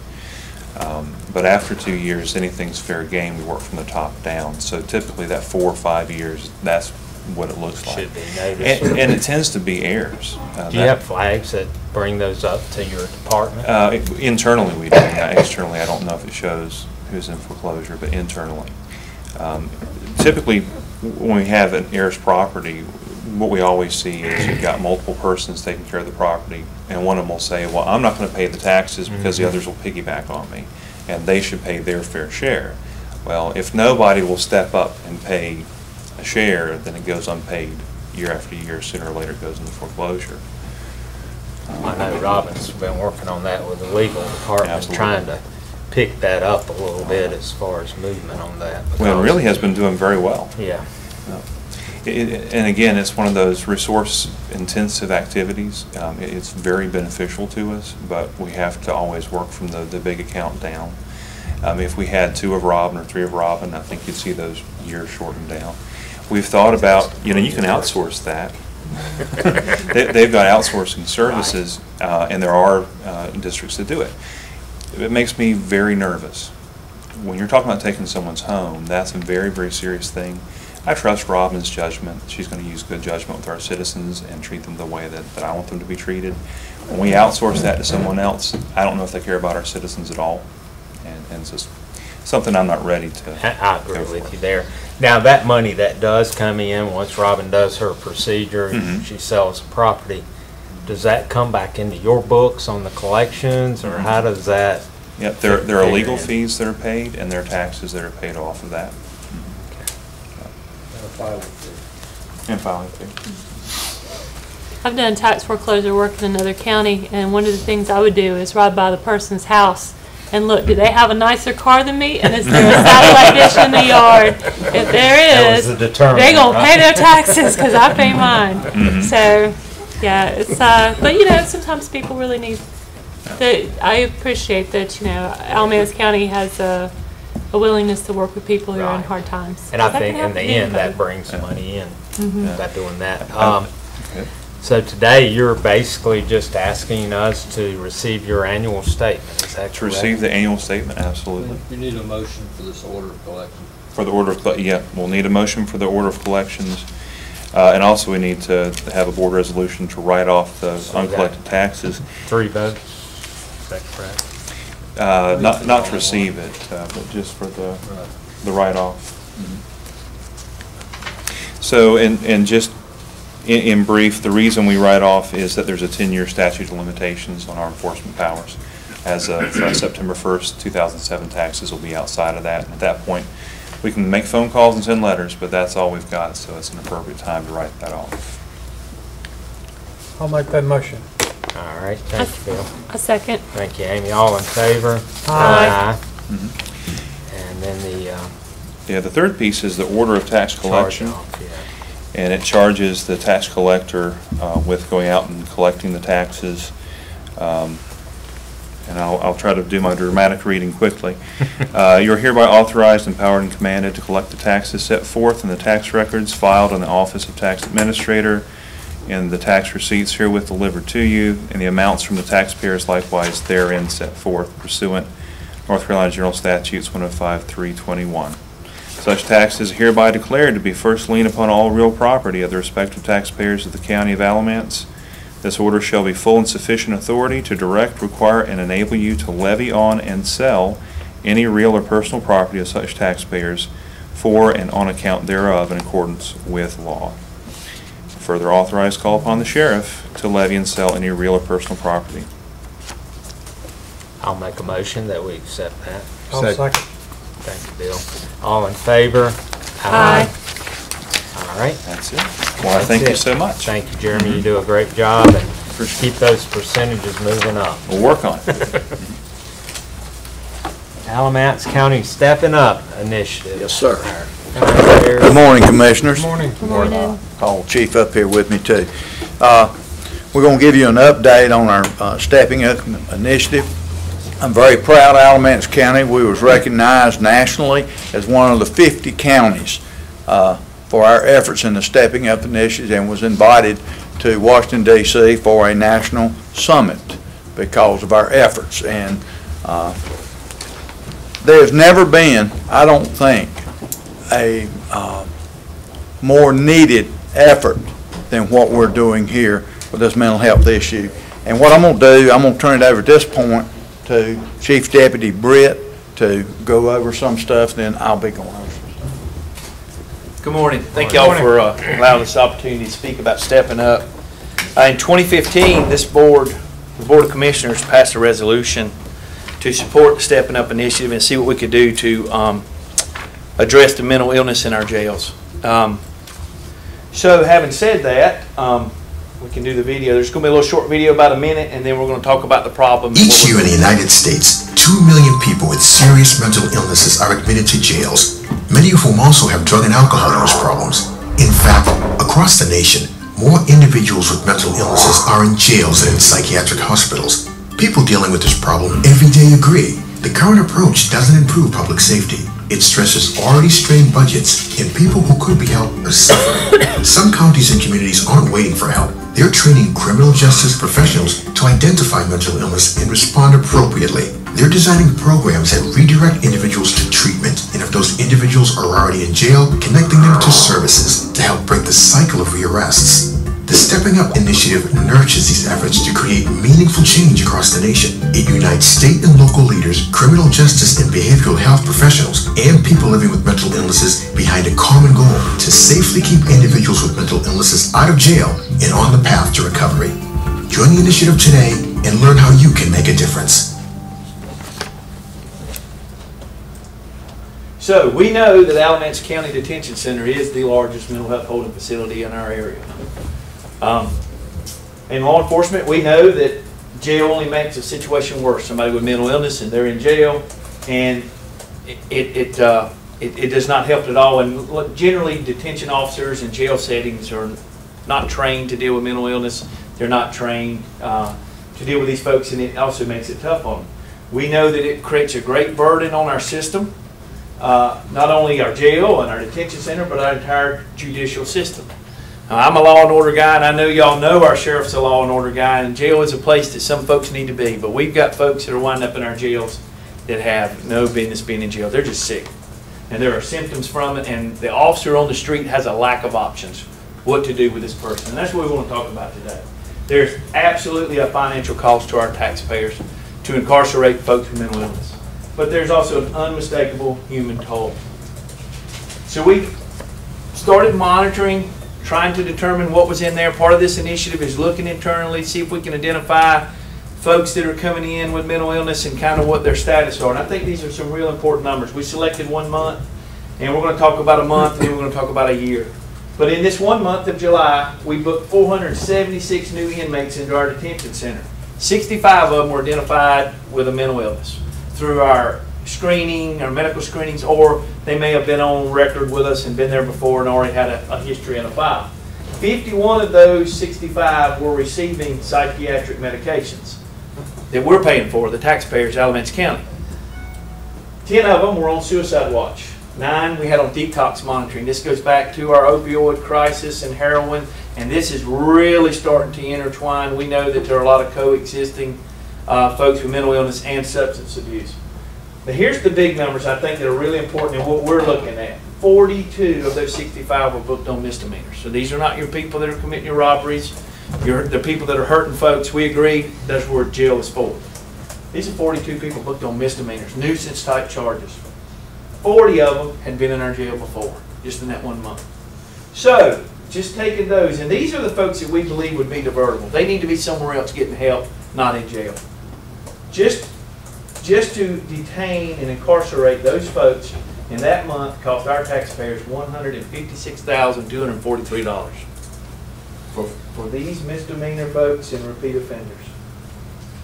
So we averaged that out over a year, and we now know that we think we have about 43 inmates with mental illness daily in our jail, and that average runs out over a year. Taking our cost per day to operate. Now this cost, some of this is fixed, but this is our total cost. So if we take what it costs to operate our jail, how many bed days are spent in the jail, simple math comes up with how much it costs per day to house an inmate. Some are more, some are less, that's the average. We know people with mental illness actually cost more, but let's use the average of $77.54. We do that 365 days a year, we're spending $1.2 million in Alamance County to house folks with mental illness in our jail. 1.2 million. Now some of this cost is fixed cost, so we know that there's a certain amount of cost in operating. The feds reimburse us 67, Sheriff, 68 bucks a day if we hold a federal inmate. Well, they pay the medical costs, so they back that out. So they say it costs us about 67. The state gives us $40 a day for state misdemeanors, but that was part of that. They used to be in the state, they sent them back to their local counties, and they just use that as an offsetting cost. So there's more than just jail costs. We know that we take about 2 trips a day by law enforcement in Alamance County to the ED, or emergency department. So a while ago when I was talking about options, so an officer arrives with somebody in crisis, they generally have 2 options in Alamance County. 1, take them to jail, or 2, take them to the emergency department. So we're taking about 2 trips a day to the emergency department. And when we go there, we know that those folks may sit there for days. for days. Cone Health will With tell an you. officer. right? With an officer. So we're paying for that officer to sit there, or officers. We know that our EMS is making about 2 trips a day to the emergency department for people with involuntary commitments with mental illness. That's 1,460 trips a year. And this is just our IBCs. These are not the folks that are walking into the emergency department saying, I need help. So, from January to July, 316 mental illness calls were responded to by our sheriff's office. 316 times we went out where somebody was in crisis with mental illness. Our EMS responded to 474 calls for service with EMS. These are potentially high-risk interactions between law enforcement and EMS. These things can get bad quick. These folks are in crisis, knowing how to deal with them, de-escalate, and all of that is part of this training, trying to be able to identify that. So we want to talk about one particular case. We think it helps to put a face and an actual case study. So this is inmate 22197. He was booked 26 times from 2009 to 2016. All of them were for nuisance or misdemeanors. So we're talking about trespassing, public drunkenness, sorry for the language, urinating on a business door. I mean, just bad behavior. This is what he looked like on the first booking. So, as we studied him, we found out that he spent 711 days in pretrial custody on those type of cases. This is his last booking, by the way. You see the deterioration physically in this gentleman. So, we know that he spent 27.3 average days per booking in our jail. So, what would happen then is, most of the time he was charged with some type of public nuisance misdemeanor. So, he would pull 20-some days, so he would be eligible for time served. So as soon as we could get him over to the court, we'd get him over to the court and the judge would say, time served, and release him. So he would go back out on the street. Mind you, during these 20-some days, we're getting him on meds, kind of getting him stable, kind of getting him back level. Gets out, doesn't have resources, doesn't have meds. We fall right back into the same trap. So while he was with us, we had 39 incidents in custody. We call incidents negative incidents. Throwing food, assaultive behavior, getting assaulted, assaulting other inmates, requiring more supervision, more cost. We know this gentleman cost Alamance County $55,000 to incarcerate him. It's not right. So we said, you know what, instead of just releasing, let's find some services. So we found some folks that could help him. There's services out there. See if we could get him some help, get him somebody who could follow up with him, get him on some meds, see what we can do. This is him today. This picture was taken this spring at the beach. He sent this to one of our detention officers. He is enrolled in community college. And this is him today. So, having said that, I think there are a lot of things that we can do here. There are a lot of resources out there. This is about putting it all together and seeing what we can do and take folks like this and get them help and have jail for folks that need to be in jail. Absolutely. Thank you. And believe me, if we can do that to save taxpayers money. The Alamance County experience, Alamance Steps Up. Board of Commissioners adopted Narco Solution August 2015. Initially, the county manager, our county commissioner, Bob Bird, and Director of Social Service, myself, Chief Deputy, got together to look at the Stepping Up initiative. A whole lot of efforts went into this, not only by us, but other people.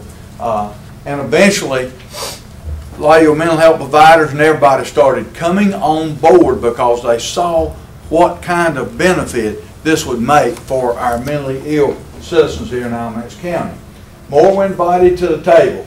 County Commissioner, Co-Chair, Director of Social Services, County Manager, myself, Chief Deputy, Health Director, and on and on and on, as you can see there. Those people come on board. But it really generated a lot of input from all different sides of the spectrum. Here we have the task force. That group of people we have met, everybody has come on board and wanting to see this initiative take place here in Alamance County. And what will it do? Our primary goals for the Stepping Up initiative is to first reduce the number of those mental illness entering jail. And believe me, we have quite a few every day coming in that jail. reduce the time, number of days people with mental illness stay in jail. If we could do what we're trying to do here with a diversion unit and get these people on their medications there, you're going to see that dramatically decrease. Increase the number of people with a mental illness released from jail to community-based services and support. There's services out there. We just need a way to direct these individuals and keep up with these individuals, and that in turn will stop the recidivism of crime. Mr. Maine. The Stepping Up initiative, I think, is the greatest thing that has happened here in Alamance County in a long time. I've been in this business 46 years. I have been hollering for 46 years about the mental health program.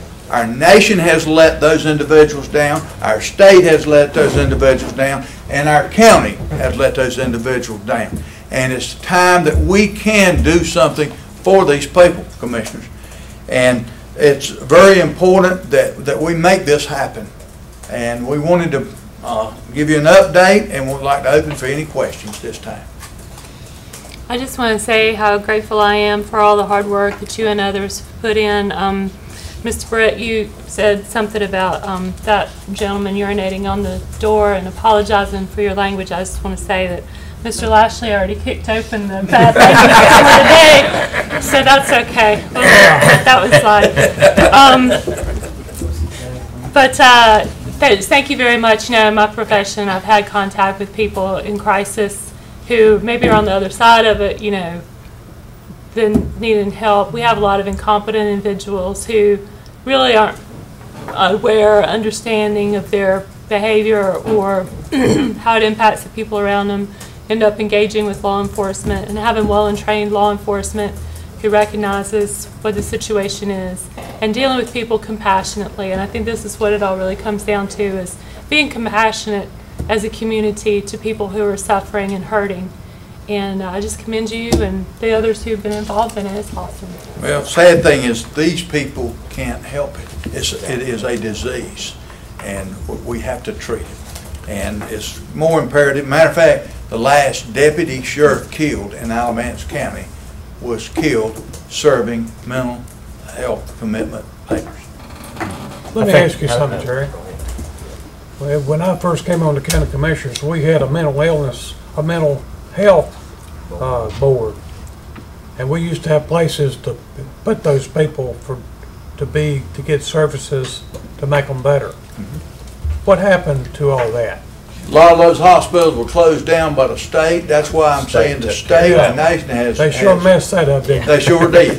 And once again, it goes back with you. We've got to do something at the local level. Yeah.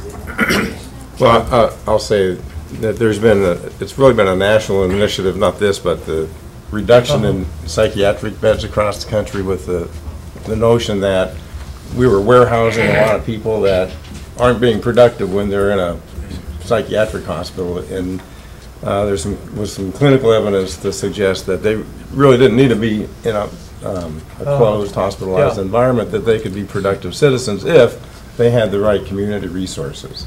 So the counseling, some of these people are homeless, so that you have stable housing, and having jobs is important, but being on the right medicines and being under the care that people could live productive lives in the community. And here in Alamance County, all those services are coming together to make this happen, and that's what is so enlightening to me. Chief Deputy. Yeah, one thing I would just simply add, we have a population of folks that are serving life sentences 30 days at a time. They're just coming in and out, and they're actually costing us a lot of money. That's a good point. This case study was a prime example that we've got things in place that if we can just bring it to the table, get a diversion program, create something where we have places for them to go, other options, because our officer on the street has 2 options and they need more. I agree, and having a group together like you have on your task force, I mean, that's how you connect those dots that make it work. Because if you don't know this service is here to help, it's no good. So I tell you, it's very heartwarming and gratifying for me to be serving on this, because every time we have a leadership meeting or a task force meeting and I see the interaction of these people and the enthusiasm, and it's just really very gratifying. So we're making progress. I'm tickled to death with it. And I guess we need to make a motion on this to trip.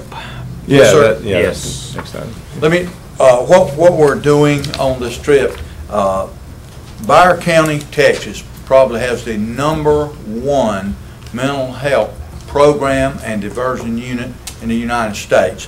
And they have offered for us to bring our leadership team out. You've got different aspects of it. You have the court system, you have the sheriff's office or law enforcement, you have all the mental health providers and things. And we're looking at taking, and I know you're not going to like it, but 14 people out, but we're breaking off and going to different departments. Exactly, right, to learn. And we're asking, total cost of $12,000, but that's high to take these people out there, and we went high because we didn't, we couldn't book and get prices divvied up. That's right. So we took the highest cost for lodging, travel, and meals and everything. Of course, is county gives you $30. Yeah. So we could set that, but we're looking to go to Texas, and we haven't booked anything at this point. Waiting to see if the commissioners would allow us to do that. But I'm telling you, I know it looks like a lot, but I think it is very important that we go there. It's hard to reinvent the wheel every time you want to do something. Absolutely. So there we go. You got it. So from a funding perspective, last year, Cardinal, who's the managed care organization here that handles mental health and those type issues, granted back to our Stepping Up team $50,000 from the MOE funds to be used for planning and implementation. We still have $43,000 of that sitting in a separate line item so we could track cost for planning and implementation of this program. We spent about $7 in the last year and a half. So we would like to take the funds out of that, so it's already there, it's budgeted, it was granted back to us from Cardinal, if that helps so far as the funding stream goes. And we also have received a $250,000 BJA grant to pay for CIT training, mental health first aid for telecommunicators, EMS, crisis intervention training, de-escalation tactics for officers, and project coordinators that would be funded out of a federal that's already been granted to us. Did I get that right, Susan? That's right? Okay. So that helps too. Well, and for a whole lot of things is happening. Yes. And for a co-responder program for the sheriff's office. Yes, sir, and a co-responder program. Yeah. I knew it was multiple pieces. So this money isn't coming out of the general fund or something that could be used for really another purpose. This is kind of what money's for anyway. Mental health. Planning and implementation of this program. Yes, ma'am. One last comment I wanted to make was that I think that talking to people in the community about the problems facing our federal government are so big, and you feel like the things that our federal government seems to try to do doesn't do what they want to do, like with the healthcare situation and insurance, it makes it worse or has, it's all a mess. And it's just so nice to see people in our government working together to try to do something nice for people, and you see an actual benefit. You see a result that is meaningful, and it really touches people's lives. And I just think that a lot of that is a reflection on the heart of the people involved, and also going to training and doing it intelligently and seeking out what's the right way to do this, So I really commend you all. Thank you. I once heard a statement, insanity is doing the same thing over and over like we've been doing for many years and getting the same results. I think it's great that we're being a leader in this instead of a follower. It's certainly good to have the commissioner's support in his effort, because like I said, it's been a lifetime thing for me as an officer dealing with this stuff. Okay. I'll entertain a motion if someone would like to make one. I'd be more than happy to make a motion. You would. I just I'll second it. Okay, thank you, Bob. Bill, all in favor? Aye. Thank you, Sheriff. Thank you. Deputy. Thank you. Next, Stacy. Are you going on this trip too?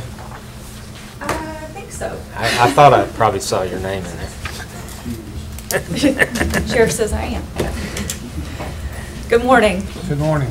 So I think I have 3 budget amendment items in front of you, and on the agenda, they were not specified. So I think the first one is for performance management funds. That one did have a Right. dollar amount with it. So we'll start there.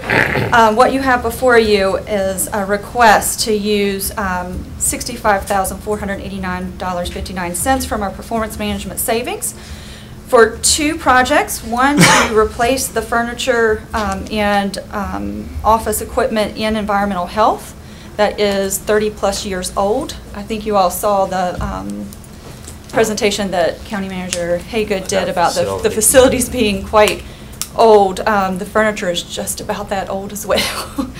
And so we'd like to use some funds to get new office equipment and furniture for our environmental health staff. The second piece of that request is for a part-time contract temporary position to do coding and billing. And like I said, this would be a temporary contract position. We are requesting these funds because currently we do not have a designated position within the health department that does coding and billing. And this is the position that in regular medical offices would take this information about the diagnoses that are done in the clinic, audit the encounters and the billing to make sure that we billed appropriately and we haven't missed anything, and that would refile any claims that were denied and would also follow up on collections that are not paid. Some sources state that upwards to 20% of potential revenue is lost due to coding and billing mistakes, and given that we don't have an actual person doing this, you can make those assumptions. And so this is a standard practice in lots of medical facilities, and this is one step in getting us closer to practice management within the clinics and within our health department, which is not something local health departments have really ever found their way into, but now with Medicaid transformation and as we move toward accountable care organizations and managed care, this will be much more important. The other benefit to this is that anytime we increase our revenues in the clinic, that means less tax appropriated dollars that we have to use to offset. I just had one question. Do you have any estimate about how much you might increase that revenue stream with this half person? I don't have any firm estimates. I can tell you that, you know, even just a 5% increase based on the revenue that we get in Medicaid and insurance and fees would pay for the position part-time contract and have some left over. It would be roughly $50,000. Well, that helps. And so, but this is a pilot. So we're essentially asking to sort of have a pilot project to see if this actually would work for us in local health department. I've got one question on the furniture issue. I know we're talking about possibly moving folks around and so forth in the future. How does that work? These would, I'm sorry. Stacy and I talked, and this furniture would be mobile, so it's not anything that would be affixed to the building. Fixed structures. Desk or whatever. And if approved, this would bring our performance management savings down to $22,007.38. Question? All right. I'll make a motion that we approve that. Thank you, Amy. I'll second it. Thank you, Bill. All in favor? Aye. Thank you. And next, you have one. So I think the second thing on your list is an Impact Alamance grant for $7,100 for implementation of the Positive Parenting Program.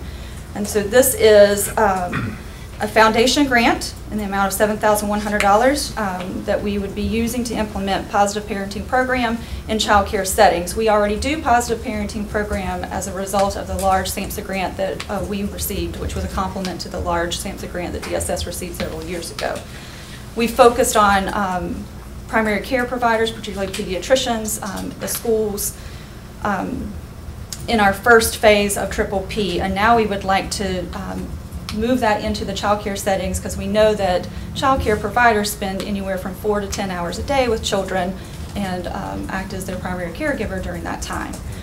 And so our tiered response here would be to do a seminar type, which is to train them in the basic skills and then do advanced training for some of the staff who could actually engage with parents about positive behaviors as well. And this is all foundation money. Okay, it's Impact Alamance. That's correct. Okay. I'll make a motion. I'll second it. Do that. Thank you, Bob. All in favor? Aye. Okay. All right. Thank you. That's it, right? No, I've got You one got more. One more, huh? This one Here we go. is quite a bit larger.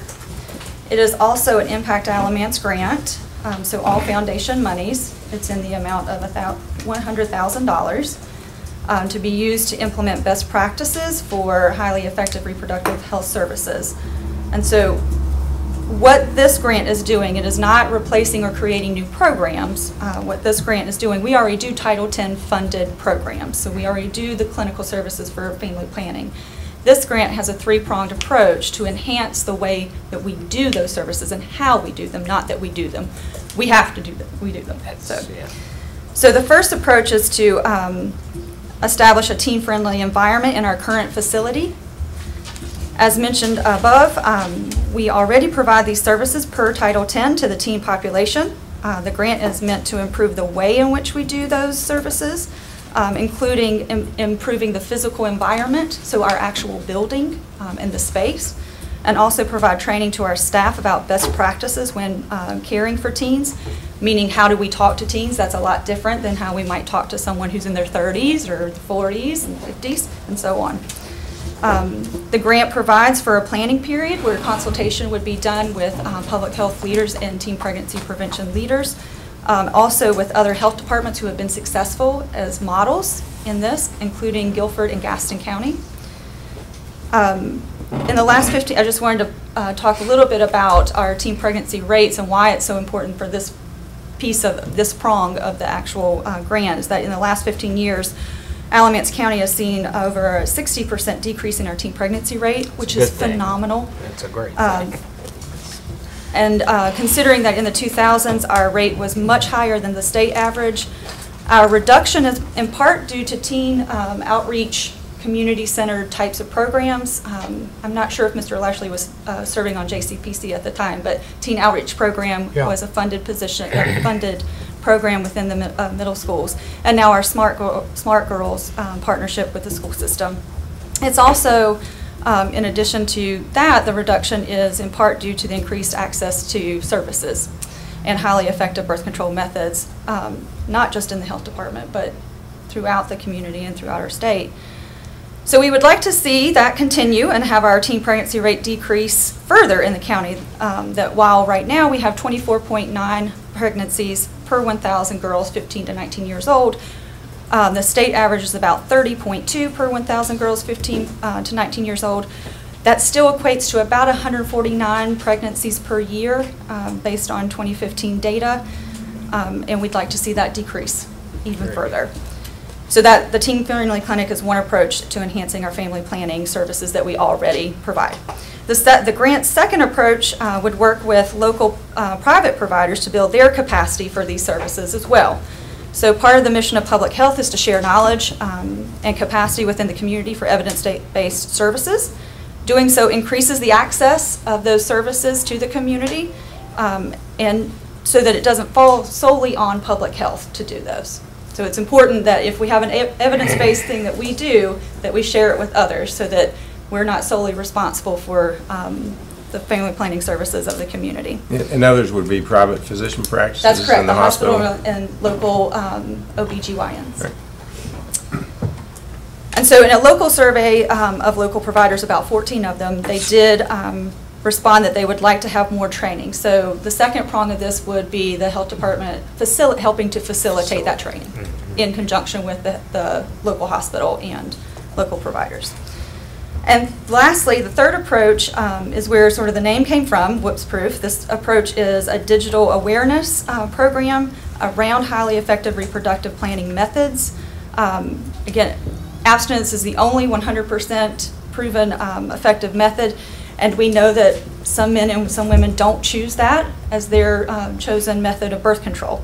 So the digital awareness portion of the grant is meant to utilize nationally recognized marketing and awareness campaigns to bring information to individuals about methods and local providers if they so choose those methods. The campaign is geared toward those who are in their teens and early 20s, who rely on technology and social media for their information rather than face-to-face conversation or coming into the clinic for a first-time visit.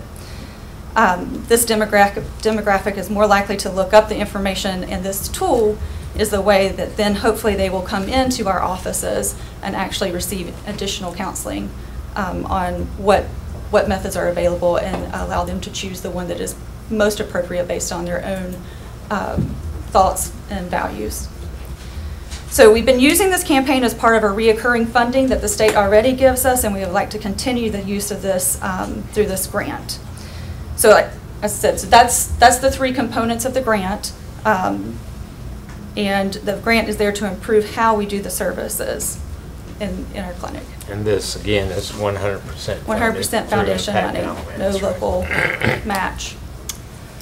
Okay, well, you know that I have some questions about Yes. this. We had some communication about it. I looked at the Whoops Proof website, and it looked like to me that it was clearly pushing intrauterine devices, IUDs, as a form of birth control. And I think a lot of people are, generally there's and you of course correct me if I'm wrong, there's different ways of going about birth control. One is a barrier method. Two is chemically doing something to the agents which would unite to sperm and egg. Yeah, a sperm. To take it out of the picture. And then the third way of some of these contraceptions is once the sperm and the egg are united and start to replicate, preventing that from embedding in the womb of the mother and becoming a baby. And IUDs work, unless there's some new kind that's chemical that I don't know about, IUDs work by preventing a fertilized egg from embedding in the womb. And there are many in the pro-life community who have a big problem with that. And my question specifically regarding the Whoops Proof Digital Awareness Program is there information presented to these young women to let them know how these different contraceptives work, and that the IUD some people consider morally problematic, so that, because you said you want the young woman to choose the method of birth control that she finds most appropriate, but if she's not informed on all the moral aspects of her choice, then she might choose something out of ignorance that she would not choose. Like, she might find out later that she chose an IUD, and then she says, wait a minute, I didn't know that that's what I was doing. Can you address that? Sure. So first, according to Title 10 FDA and ACOG, and which is the American College of Obstetrics and Gynecology, and the Association of Reproductive Health Professionals, the IUDs, the intrauterine devices, are one type of LARC. There's also the Nexplanon, which is an implant in the arm. So those are the two types that we're talking about. The Nexplanon is actually the most popular within our community and even in our clinic. Those two things do work very differently. The intrauterine device, it could be, there are lots of different brand names, Paragard, Mirena, Laletta, and Skyla.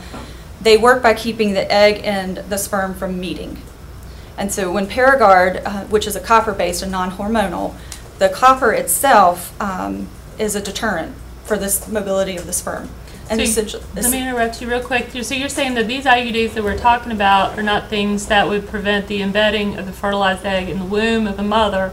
They're things that would prevent the sperm from getting up in there. The basic definition is that they make it inhospitable for a pregnancy to occur. Okay, that's interesting to know. So that's the definition, and then the basic definition is that it creates either by hormone or by a chemical, meaning the copper, a material, inhospitable.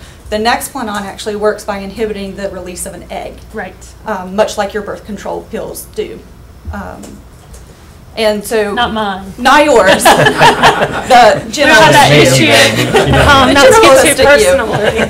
And so, I understand your concern. I do. And as a local health director, I'm not charged with defining contraceptive, which Title 10 does, and their partners through FDA and CDC then also define that in our Title 10 funding. And I just want to make sure that those two things stay separate. That Title 10 funding has been in place since the 1970s and has been a part of local health departments for that long. And this grant is actually just to enhance how we do that. I am charged with making sure that we do it the way that the FDA, or the way that Title X is set up to do, and their definitions as that. You had asked a question about how, I'm sorry, your second question was about how we counsel? Well, I was really interested to know, so help me to understand, you said this is a digital awareness program, the Whoops Proof is, and the Choosing Awareness campaigns. I believe that last year I was driving maybe on Graham Hopedale Road and saw a billboard that said something about get your IUD or something and contact the local health department. And I read, do you know what it's that? Yes, that's through the state reoccurring funds that we have. Yeah, that startled me to see that. So, but you're saying that these IUDs that we're talking about now are chemical and not mechanical. They destroy the sperm or inhibit the sperm itself instead of getting up in there and based on the definition about IUDs and the implants, so these are all long-acting reversible contraceptives. The mechanism by which almost all birth control methods work is to create an inhospitable environment in the uterus for pregnancy, including fertilization. So that means that they can't meet. Some of them work so that it makes the uterus not a place where sperm wants to stay. Some of them work by inhibiting an egg. Some of them work that they just don't ever meet each other. And so there's no fertilization that takes place. And so all of that creates an inhospitable environment for the uterus. And so those are the definitions based on our leading professionals and folks who do these programs all the time, including Title X, ACOG, and all the other professional groups. So what role does the digital awareness program actually play through the Alamance County Health Department? What do y'all even have to do with it? How does the money allocated by Impact Alamance through this, what do y'all do with it in this third prong approach that you have? Great question. So the awareness campaign already exists, so we become a partner in that. And so that if a young woman was to look up about what is an IUD or what is an implant, she would see this Whoops Proof website, and if she so chose to say, well, where do I find these things? Where do I find more information?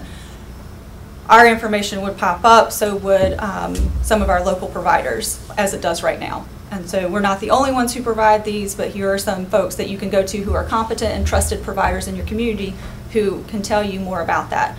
And for us at the health department and for the FQHC, we have to follow Title X funding requirements, which also means we have to talk about abstinence and the FDA approved methods. And we also have to make sure that there's informed consent about their choice, and we cannot coerce as part of those requirements. So if somebody came into your office through the digital awareness program and said, you know, I looked online and I think I want an IUD, hook me up with that. You always say, well, let's talk about that for a few minutes and let's discuss all your options and kind of use them coming in as a way to start a conversation. Correct. Instead of just saying, all right, 16-year-old, you know what you're talking about. Right, you can't just walk in and get one. Okay. It's a conversation. Tell us why that seems like the best option for you. And then we go through, and there's a complete clinic visit that happens with that too. Let's talk about your medical history. What sort of choices are you making right now? And then going through those motions about the rest of the education. Okay.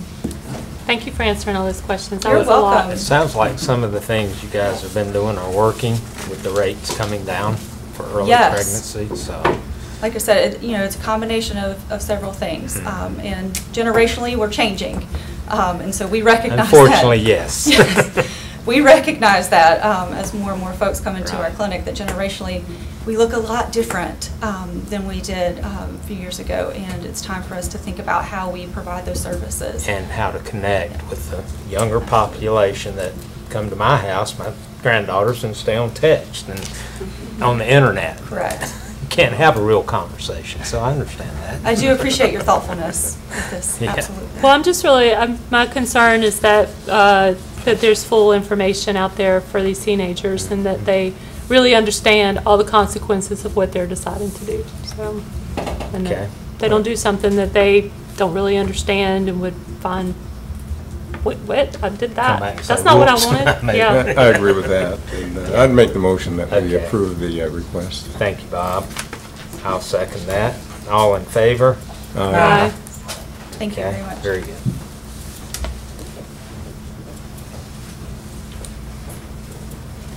All right, Mr. County Manager. The only thing I'd like to say this morning is I'd like to recognize County Attorney Clyde Albright and Andrea Rollins. They both put a lot of work in on the air gas negotiations that came this morning. It's the first time I've been a part of a project that's actually come to the board, and very impressed with both their efforts. And there's a lot of work done by the chamber, a lot of work done by the company. Then on the county side, there's a lot of work done too. Clyde, Andrea, thank you. Excellent job. That's all I have. Yeah, and I would like to thank Clyde for his diligence on looking at that before he brought it to us, because I think they were thinking something a little different than what we did. But I appreciate him doing that. We had our own form of a hard conversation. Yes. It worked out. Other commissioner comments? I have a couple of things I'd like to comment on. First of all, I've been meeting with the group that includes Brian and Susan Osborne and Stacy, and I'm not sure who else, on planning an opioid forum where we plan to, and this is under the template that was provided to us by the Association of County Commissioners, and where we plan on inviting every elected official and many others as well. And Stacy, can you remember when we were eyeballing a time, maybe in November? Early November. And so we still have a lot of planning to do, but that's underway, so be looking for that. And then this week, I'm going to be attending the North Carolina Association of County Commissioners annual meeting, and I think I'm designated as the what do we call it? The representative for delegate? The delegate, thank you. The delegate for voting. And I was also asked to be on the credentials committee during the business meeting to make sure that everybody's proper, all the delegates are properly credentialed. Yeah. And I've also was asked to be the moderator of a program on NC history lesson, Schooling the New South. So there are so many wonderful workshops to choose from for this. It's going to be a really packed 4 days, including the Association of County Commissioners Board of Directors meeting Wednesday afternoon and then through Saturday evening. So. Very good. Bill? No, I'm okay. I got two just real quick things. Number one, last meeting we had a gentleman come about the road clippings, grass clippings, and I've got several calls from bikers that are concerned about that. They're out here riding their motorcycles and it's become an issue, and I don't know where we go with this, but I thought maybe our law enforcement side could actually give us some suggestions on that, because as the man mentioned, it is a misdemeanor to litter the road, and that's considered that.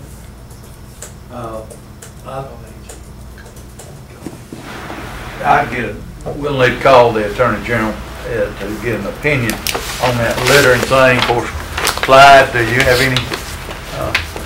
Well, I guess that really is the question, is that considered litter? And I've seen it myself.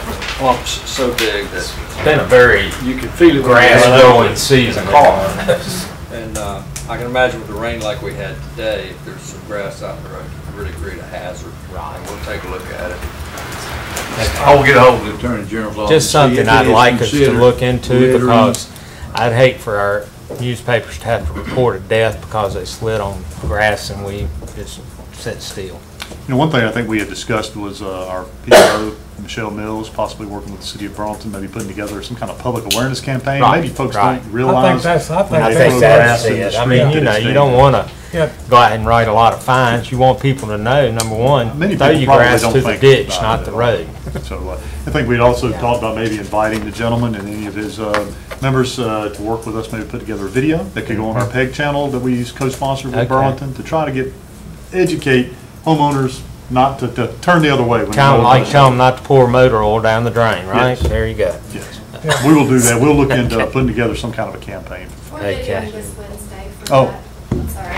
We're videoing this We're videoing Wednesday. this Wednesday at Cedar Rock with some bicycle. Okay, and if we could get a little information, I think people watch that, and that would be a starting point. Also, went to the Junior Police Academy, which was a great event, and Bob was there, and I forgot the plaque this morning, but they gave us a nice plaque. I'll bring it, give it to Tori, and she can do what she does with plaques. But anyhow, it was a great event, and one thing Larry Brown did when he was talking to those kids, which I thought was very impressive, and kind of what you said, they try to teach them. You got to teach them. Yeah. And one of his sayings was, "Get out the tub." And there was a little reference to his family life he had been, where he had a lot of people in his family. He was always the last kid in the tub, and he told these kids, "You need to get out of the tub if you hanging out with these gang bangers or whatever, and it'll make your life a heck of a lot better." And so it was just a catchy phrase right there. Great way to teach personal responsibility, which is what you were getting at. There you go. So, anyhow, if there are no more comments, I would like to make a motion that we go into closed session pursuant to North Carolina General Statute, Section 143-318-11A3, in order to preserve attorney-client privilege between the county attorney and the board, and receive a report regarding the claims made in the case entitled Manning v. Alamance County. And I need a second. Second. Thank you, Bill. All in favor? Aye.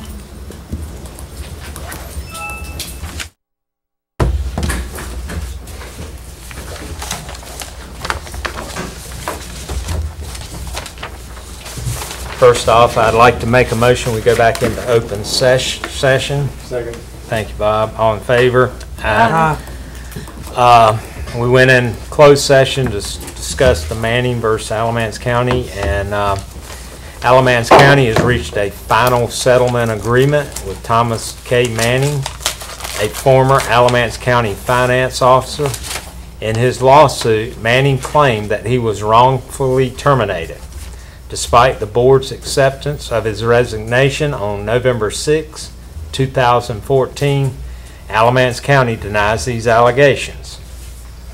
In an effort to avoid the re-victimization of the female employees in the finance department, the board made the decision that it was in the best interest of these female employees, county, and taxpayers to end this litigation for the cost to the county of the trial. The court has ordered that the settlement agreement be prepared and filed no later than August 17, 2017, as part of the agreement. Alamance County will pay $31,000, which was the amount calculated for the cost in loss of production and disruption to county business operations during the trial. Mr. Manning will then file a dismissal in suit with the court. This settlement will prevent any additional legal costs and staff time and bring a final resolution to this very unfortunate matter. And that's pretty much all we got to talk about that I know of, and I would like to call the meeting adjourned. Thank you for watching the Alamance County Commissioners meeting. Meetings of the Commissioners Board occur on the first and third Monday of each month in the Commissioners' Chambers at the County Office Building at 124 West Elm Street in Graham. Typically, the first meeting of the month is at 9 a.m. and the second meeting of the month is at 7 p.m. Changes to the meeting schedule will be posted on the county website at www.alamance-nc.com. The video of this meeting is broadcast on Time Warner's Public Access channel on the second and fourth Wednesday of each month at 10 p.m. You can also access this meeting through our website at www.alamance-nc.com. Please visit our website for more information about watching meetings online. For technical questions regarding this meeting's online or television broadcast, please contact our county webmaster at webmaster@alamance-nc.com. Please note that this address is for technical questions only. Questions regarding the content of Commissioners' meetings may be made to the Commissioners themselves. You can find their contact information at the county website at www.alamance-nc.com.